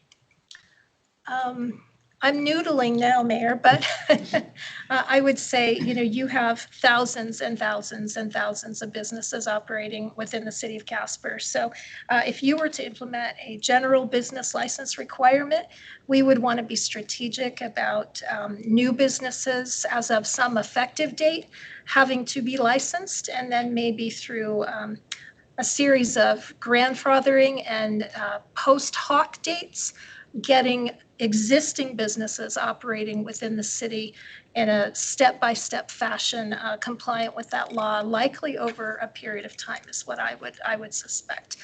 Part of the reason I'm saying that is not only that you have thousands of businesses that would have to comply, but we would need to as well phase in staff likely to handle a program of that nature. The alternative, of course, Counselor, is you could just have a hard, fast date, by January 1st of 2030, all businesses must be licensed and let people trickle in. But I think typically that kind of approach is not as successful as maybe we would want it to be in getting 100% compliance by that drop dead date. Thank you. Okay, if there's no further questions, sounds like move forward with what you need to. So to clarify, Mayor, staff will do significantly more research around how to manage drive-up type uses and potentially a stacking ordinance. What I suspect we'll do is we will really research and bring back to you a recommendation of what we think would be workable for Casper and based on your policy input provided to us today, likely in a work session to bounce concepts off of you. We probably will not go so far as drafting a final ordinance, but following that work session, we would be likely drafting and bringing forward a first reading. Does that seem reasonable? I'm talking about work in your office, so I should get your buy-in. And I see the staff are okay. We talked about it a little bit today. Okay. Thank you all. Thank you, staff. All right, so let's go ahead and go into our agenda review. Got a couple of meetings next week. There are a couple items, so I don't want to hand that over to you. Yeah, I have a couple notes handed to me here by our Chief of Staff and Clerk's office. So let me point out a couple things on the August 18th agenda. About halfway down, under Local 904 uniform, you'll see a granting of an alley vacation within Block 8, blah, blah, blah. I won't read it to you. Apparently that has been moved from the 18th. It'll occur on the subsequent meeting. And then below that, Warbird's rental agreement, I believe, is possibly in question and could push out. Mayor, City Manager, looks optimistic that we could get it on for next week. So I'd say absent some snafu, we should have it. Okay. All right, then that will likely stay. Otherwise, everything on this list appears to be in order for the 18th. I would point out the resolution on the 5th set or Natrona 1 set as scheduled for this evening. And those are probably highlights from 2 weeks from now. Excuse me, 1 week from now. My hope is for the 18th is to hopefully get everybody out fairly soon. I mean, usually the things come back fairly slow, but by about 8 o'clock, usually we'll have that. So hopefully we'll get out. Yeah, and we've worked hard to keep this short and sweet and to the essentials. So. Thank you. Appreciate it. Questions about the agenda? Yeah. So on the public hearing for downtown hotel, the urban renewal project. I'm all in on the TIF and all of that. So I do still have and am hearing concern about the parking situation. So I don't know, I haven't been told what agreements the city has already made. There's approximately, I went and counted, and as close as I can tell, there's some place between 320 and 340 spots, including the handicap parking in the lots from Rockets. So, I am guessing with 120 rooms that there'll probably be 80 cars and then employees on top of that. And, you know, my understanding is, I guess I just like a better understanding of what we've already agreed to on the parking. So in case, being it's a public hearing, so in case anybody asks a question, maybe we've got some answers. So, and then the next one is I've got a question on the second reading on the liquor ordinance changes. I'm sure you've all gotten the letters. Two look identical from two separate operators, and then a third one today from Homax with concern. So I've done a little research, and I'd just like verification that possibly Carla could call or down to the liquor division. As far as I know, the resort liquor license came into effect sometime before the year 2000, and it provided for off-premise catering. And to my knowledge, it was born out of Jackson in particular. And so, number one, I'm curious how many there actually are anymore statewide. I don't think it was a thing here in Casper until probably, it's been more than 10 years, but in the last 15 or 20 years, I know I had to sell my full retail license. We sold the Parkway 11 years ago, the second time. And so, and get a resort license and applied and got one. But, you know, the new builds obviously have gone that way, and I'm sure we'll continue to. But so that's a question I've got. And the other is to the liquor division, is there any other municipality that has done what Casper did? To the knowledge of the statewide association, he thinks Casper is the only municipality that did that, and just didn't update. But I think I know the answer to why they didn't update. Number one, nobody was asking for a resort license. Number two, 20 years ago, even 15 years ago, we had a very strong liquor lobby within the city, the dealers themselves. So I think it's the other issue. So not trying to discount anybody, what any retailer has said. If we could get just some confirmation on that. That'd be something you could send to the council. Yes, yes, absolutely. Yep. Appreciate that. The liquor licenses, yeah.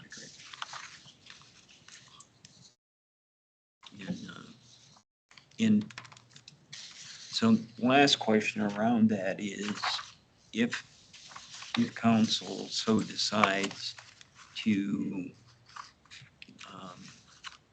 not move forward with the resort license being able to cater, I hope that's not the case, but just to be prepared, maybe this is more of a question for city attorney. How do we separate? I mean, I've gotten no pushback on the drive-up window issue, but the way we're doing this, we're updating the ordinances. Makes total sense to me to combine, but how would we proceed if that were to happen on, say, second reading, which we could defer to third reading? Mayor, Council, I think it would be a simple amendment to the proposed ordinance changes that are before council. So they are connected under the same reading, but if council so desired, you could amend it to back out the changes to the resort license and move forward with the changes to the liquor full retail drive-ups. So. Okay. Okay, anything else before we move council around the table? Yeah, Kyle. Thank you, Mayor. And thanks, Councilor Sweeney, for bringing those two things up. I appreciate you doing that. I did just want to make sure you saw the email we got from our city manager 1 week ago regarding the parking. She was referencing our 2018 urban center parking study and kind of gave a brief overview of that, but also that's a study that I've revisited since the discussion about the boutique hotel downtown and think is probably the best source of information we have regarding number of available spots downtown. And but the long and short is that the study found that we weren't anywhere near the 85% occupancy rate, and that was before we redid the Goodstein parking lot. So my guess is we're even lower now. Thanks for pointing that out, and I did read that. I don't know, being it was done in 2018,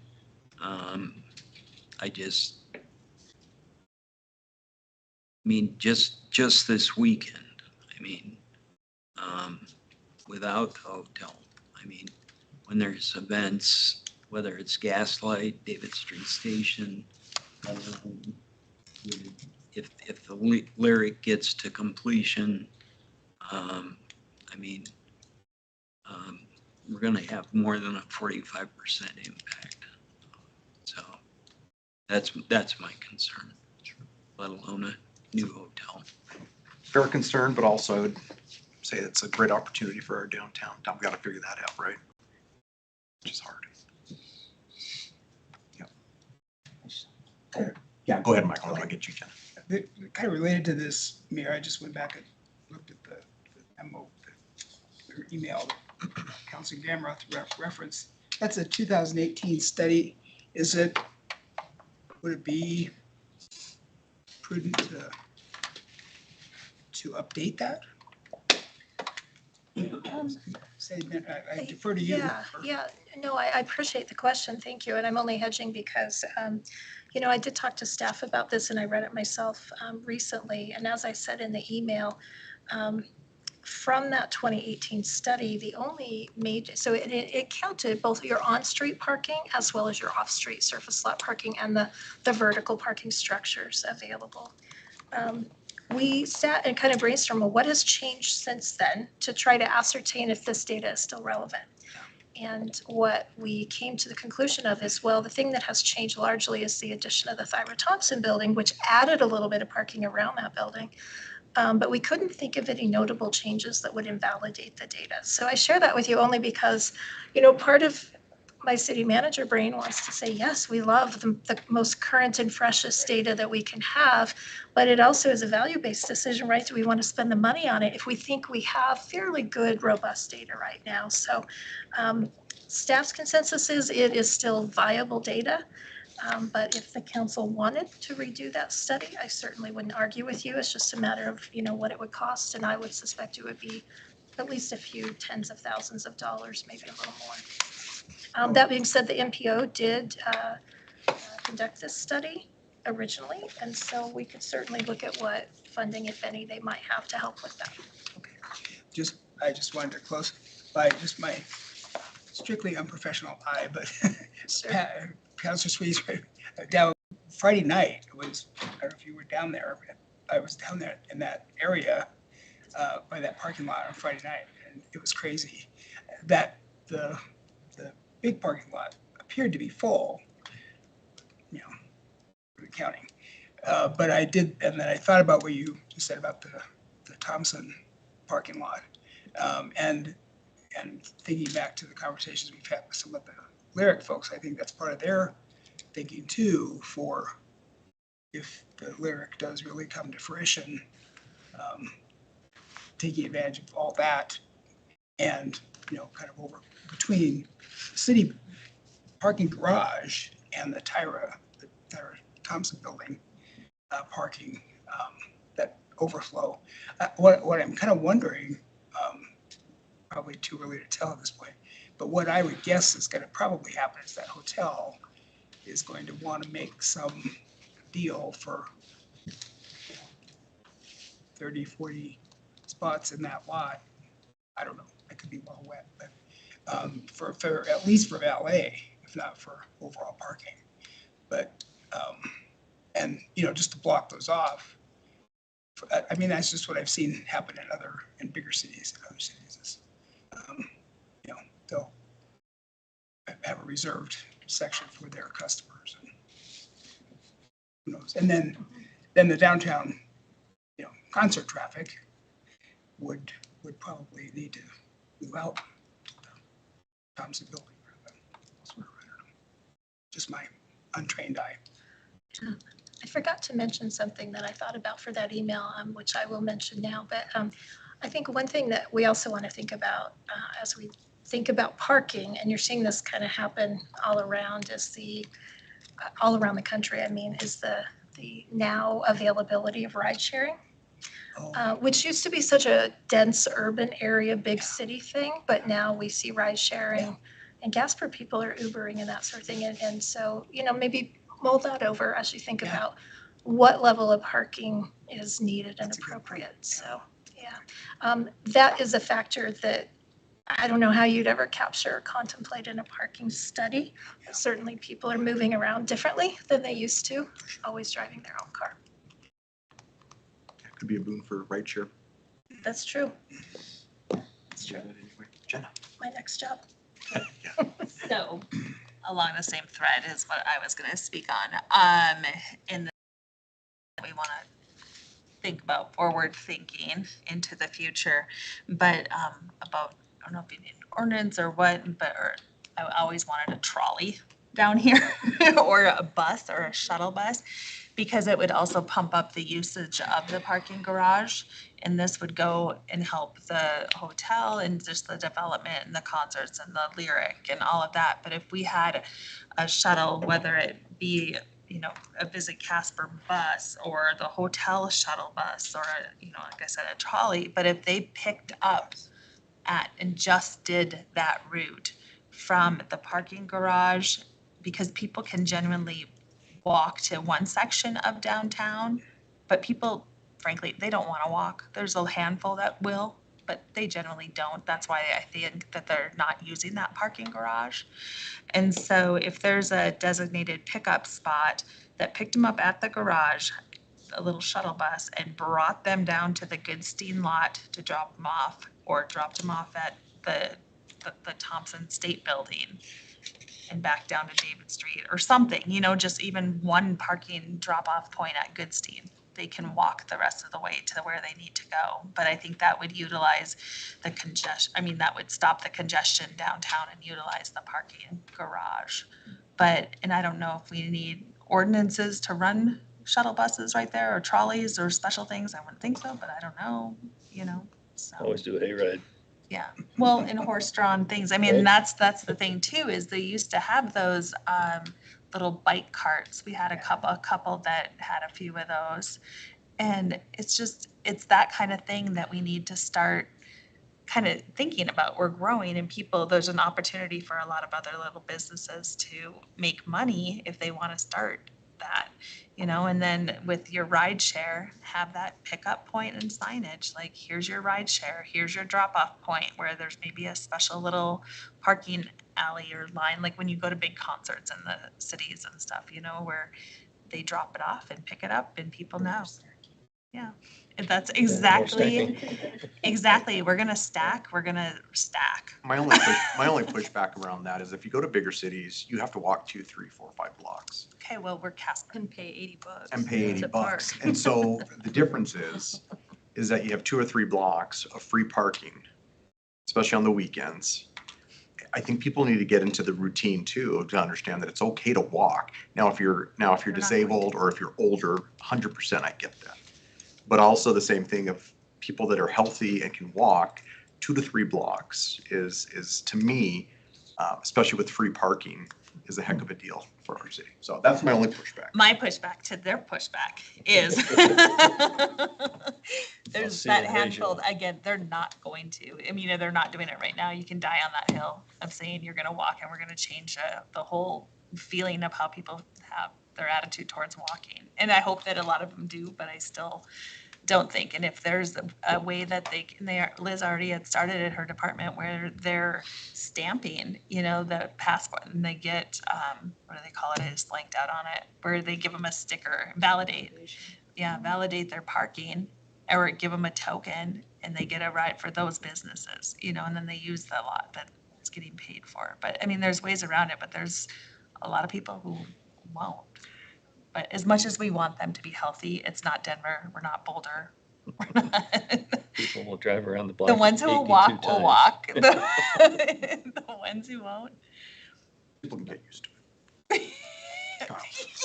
Yeah, my 2 cents is, there's always gonna be that small contingency of people that insist they can never find parking. I went to Mhm. John, there was 3,000 people downtown, I parked right in front of Steamboat Deli, I walked a block, it was not a big deal. So, 5150 Festival is this weekend, so I guess I would encourage folks to go out. That's one of the David Street Station's biggest events of the year, so I guess spend a couple hours downtown and get a sense of how many parking spots are available. I'm gonna go with my family. I can guarantee I'm not gonna walk more than a block. But I think you bring up, I think there's lots of opportunities for entrepreneurs to do little bike cards. I mean, you mentioned a shuttle. I don't think that's something that the city necessarily needs to engage in because I see Fair and Rodeo shuttle people from the Toronto County School District training lot. I see Wyoming Symphony Orchestra shuttle people from Right. the Big Lots parking lot when they have their concert in Washington Park. And so I think those larger events can certainly offer that and it would make for a premium experience, but I don't necessarily see the city needing to take. I wasn't saying city pay for it. It was like Visit Casper or the hotel shuttle or somebody else's That I can shuttle, agree you know, with. or a trolley. I mean, there's just ways to utilize that parking lot. Maybe the DCB or the DDA wants to shuttle people. I don't know, you know what I mean? I would encourage folks for 5150 Festival this weekend. Parking lot is Use free on the the lot. weekends. Park in the parking lot. It's shaded. Your car is going to be nice and cool when you get in it. In the parking garage. Yep. Yeah, it's great. I do it all the time. Okay, let's go ahead and move to council around the table unless anybody has anything burning. Okay. We'll start with you, Mike McIntosh. I don't have anything. Michael? Let's see, well, I just wanted, I attended the, I was just reading there too, at the reception of the Nicholas and for Mimi McConaughey, and get a chance to go see that exhibit, it's pretty incredible. I think Zach Poland's exhibit is coming down end of this week though, I think. But Mimi McConaughey's exhibit of Indian artifacts, East Indian artifacts, is up for probably, so it's worth seeing. It's some incredible textiles and brass vessels and so forth. They're just incredible. So, and then let's see. Oh, I'll be attending the State of the Community lunch tomorrow, Thursday. And then just to tell you what's been on people's minds that I've been talking to or getting emails from. So I've heard about e-bikes this week. I've heard about the resort liquor license and all that. And then, oddly enough, I heard about raccoons and pigeons. Again, that's what people were talking about. No. Awesome. Thank you. Pat, do you have anything? So last Thursday, Select Water met and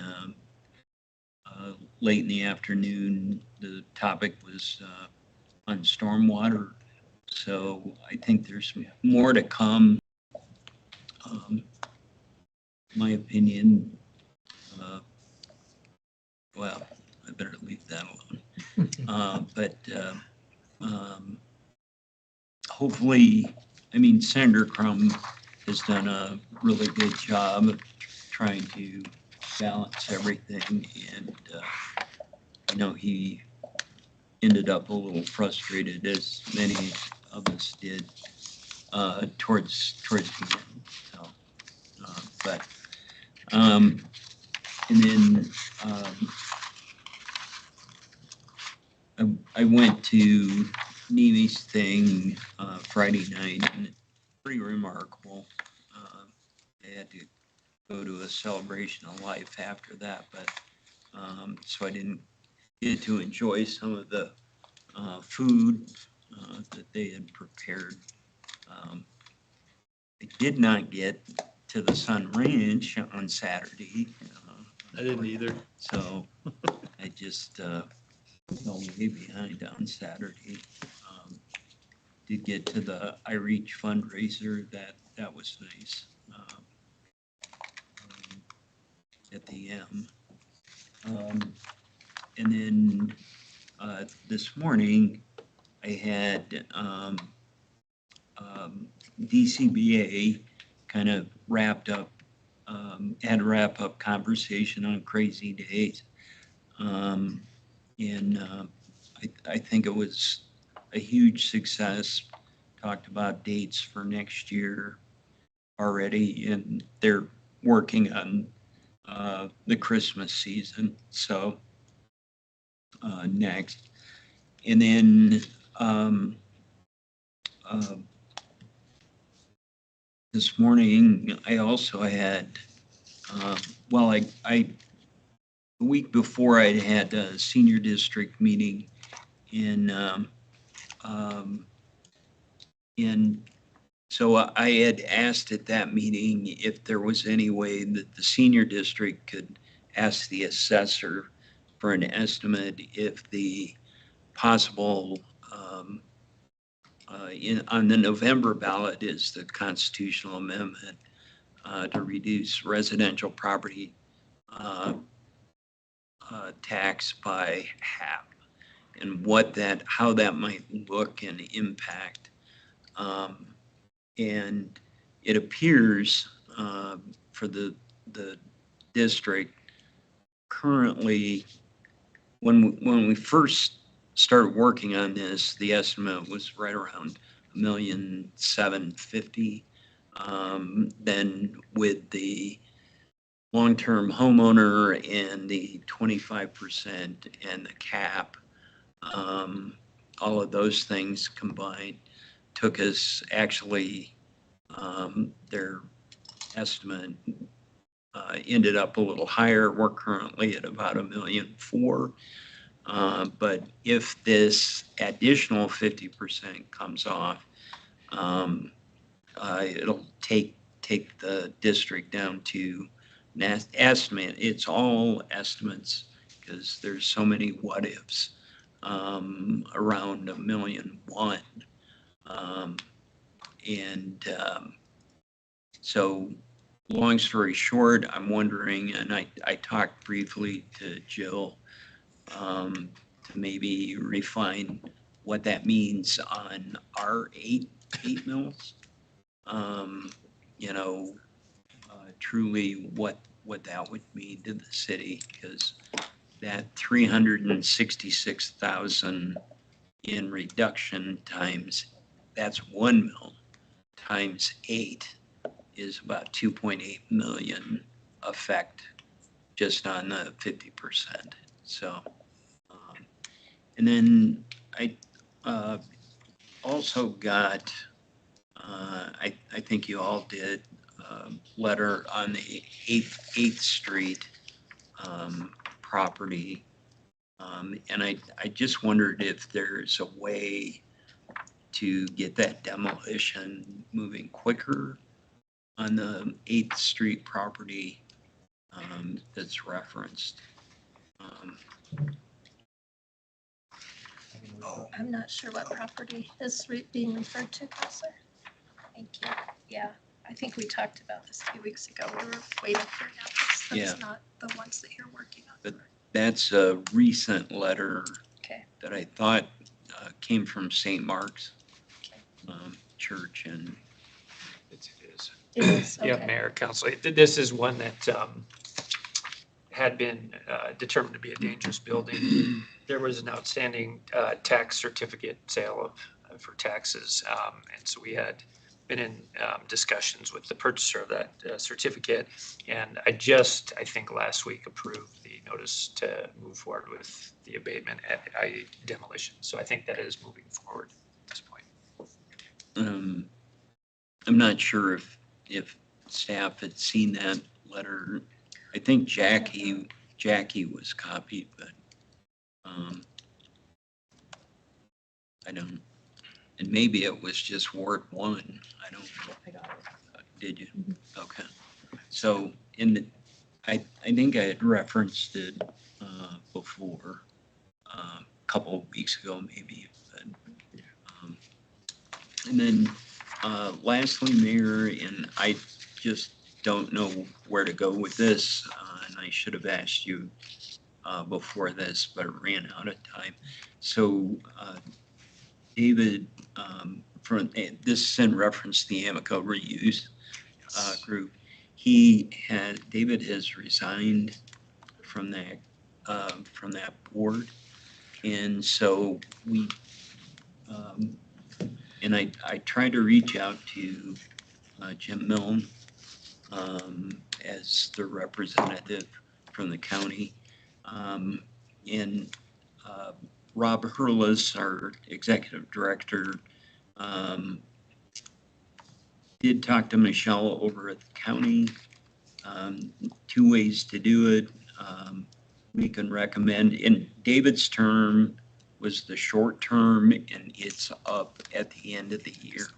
So we can recommend a candidate at a board meeting, which probably will happen tomorrow night at our regular board meeting. And then bring it back to the respective bodies. But the other way is if that's if we have a candidate, which evidently we do, will win, that I believe works for Brick and Bond and manages the new apartment complex. Board believes, the executive board, which I'm not on, but believes that he would be a good candidate. To fill out the rest of the term. Yeah. Okay, perfect. So let's touch base, and then I'll also probably talk to Jim, but okay. Sounds like you guys are gonna make a decision tomorrow, maybe bring a recommendation. Yeah. Okay, perfect. If that's. Yeah, I'm great with that, yeah. But I think Jim would be, I don't want to speak for Jim. Yeah. I'm comfortable with that. Okay. Being it's just such a short term, otherwise if we take it to interviews, then it'll be. By the time we appoint somebody, the year will be over. Yeah, that's correct. Okay. Yeah, go ahead. Counselor Sweeney, you mentioned projections for the decrease in property tax to the city if the November ballot initiative passes, and that you had spoken with Jill. I just wanted to clarify what you're looking for. Are you looking for more? So we did talk about this during budget, and we were projecting a $1.1 million additional increase or decrease if that passes. Are you looking for something more than that? I just I want to don't make think- sure we follow up. I don't think your projections are correct.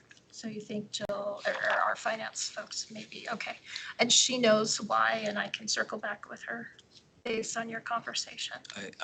I hope, Okay, I'll follow up with her. if I presented it properly. And Okay, unfortunately, I didn't bring a copy for myself of the memo I left with you, but so, at another meeting, but, thanks, I'll talk to her a little bit more. okay. So you think that $1.1 million less is too low, it sounds like. Yeah, based on 1 mil, just for the senior district, Yeah, 366,000. yeah, So if you multiply that times 8, right, that's more than 1.2. yeah. It's like 2.8. Well, and that's just the 1 year change. Of course, we're already down, I don't even remember, I want to say down 1.75 or 8, I think. So, okay, I'll follow up with her. Thank you. Amber. I think everything's been covered that I said, so. Sorry. Don't be. Kyle. Thanks, Mayor. Just a couple things in our Metro Sit Rep report. In our packet this week, it was mentioned the Safe Harbor program where a resident can receive emergency shelter services for their animal up to 30 days while they figure out, their temporary kind of crisis situation. I had never heard of that, but I think it's awesome. And so I just wanted to share, make sure everyone else was aware of that. Pretty cool resource for the community. And then lastly, I just wanted to remind people, lots going on this last week. Josh Weathers Free Downtown concert Thursday. I was up at Lindsay Sterling Friday at the event center, and that went very well. And so yeah, lots of fun stuff, but not much city obligations, thankfully. So just a lot of fun. I do want to. Yeah, I feel like I haven't had nothing in the way of reports lately, but just wanted to remind people this weekend is the Rotary Club of Casper Duck Derby at Crossroads Adventure Park.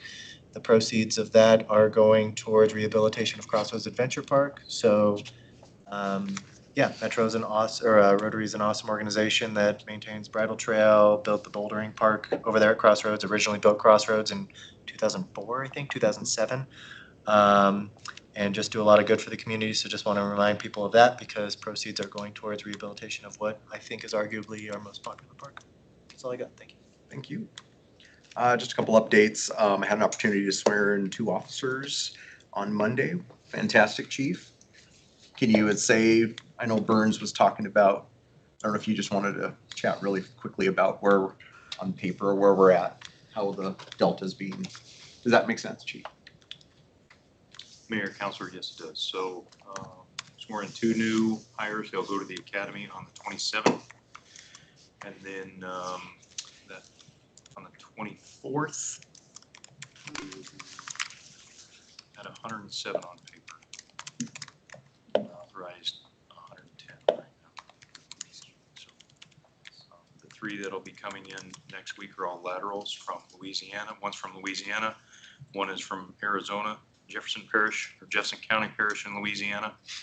One from Arizona State Patrol, and another from Minneapolis area.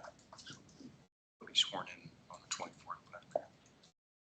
I just want to recognize the chief, and I also want to recognize Officer Burns, who's taken on the recruitment.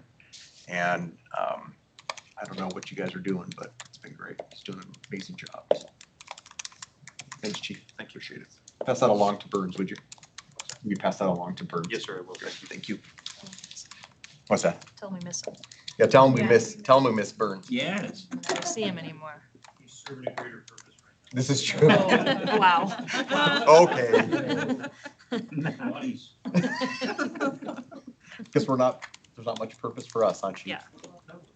Yeah, I mean, he's okay. He's all right. He's good guy. all right. He's okay. We'll take him. Oh. Just a couple other things. I'll be speaking at the Casper Youth Leadership Camp tomorrow. working with 12, 13, and 14-year-olds to talk about leadership and have them kind of go through a simulation of being city councilors and to see if what they're going to be able to do for a project, how they're going to be able to fund it, Can we give them and our so name forth. I had thought about doing something like that, but we'll see. So I also had the opportunity to be a part of the ribbon cutting for the new tennis courts over there. That was fantastic. Councilor Sweeney was there. So that was wonderful. And then finally, I was able to testify today for the Joint Judiciary for the House Bill 93, which is the transparency and access to court records. Good news is it failed 8-4 with 2 excused. And I want to give a special shout out to Fleur, who helped put together the talking points and helped together my comments, which was fantastic. Eric was there and Letitia was there as well, and Eric and the support of them. And I think this is was a good thing, good, solid. Everybody was on the same page from all the way up, all the way down. And I think it was very convincing. So I don't know if you two want to say anything. Yep. Awesome. So, okay, that's all I got. Thanks, everyone. What were they trying to? So the bill would require all courts to provide live feeds to all court proceedings that would be streamed on the internet, and we would have to digitize and make them every court record, piece of evidence, searchable online. So really onerous requirements. $100,000 would be allocated for the entire state, but $100,000? That should be enough. Yeah. So the state level courts estimated it would be multiple millions of dollars, but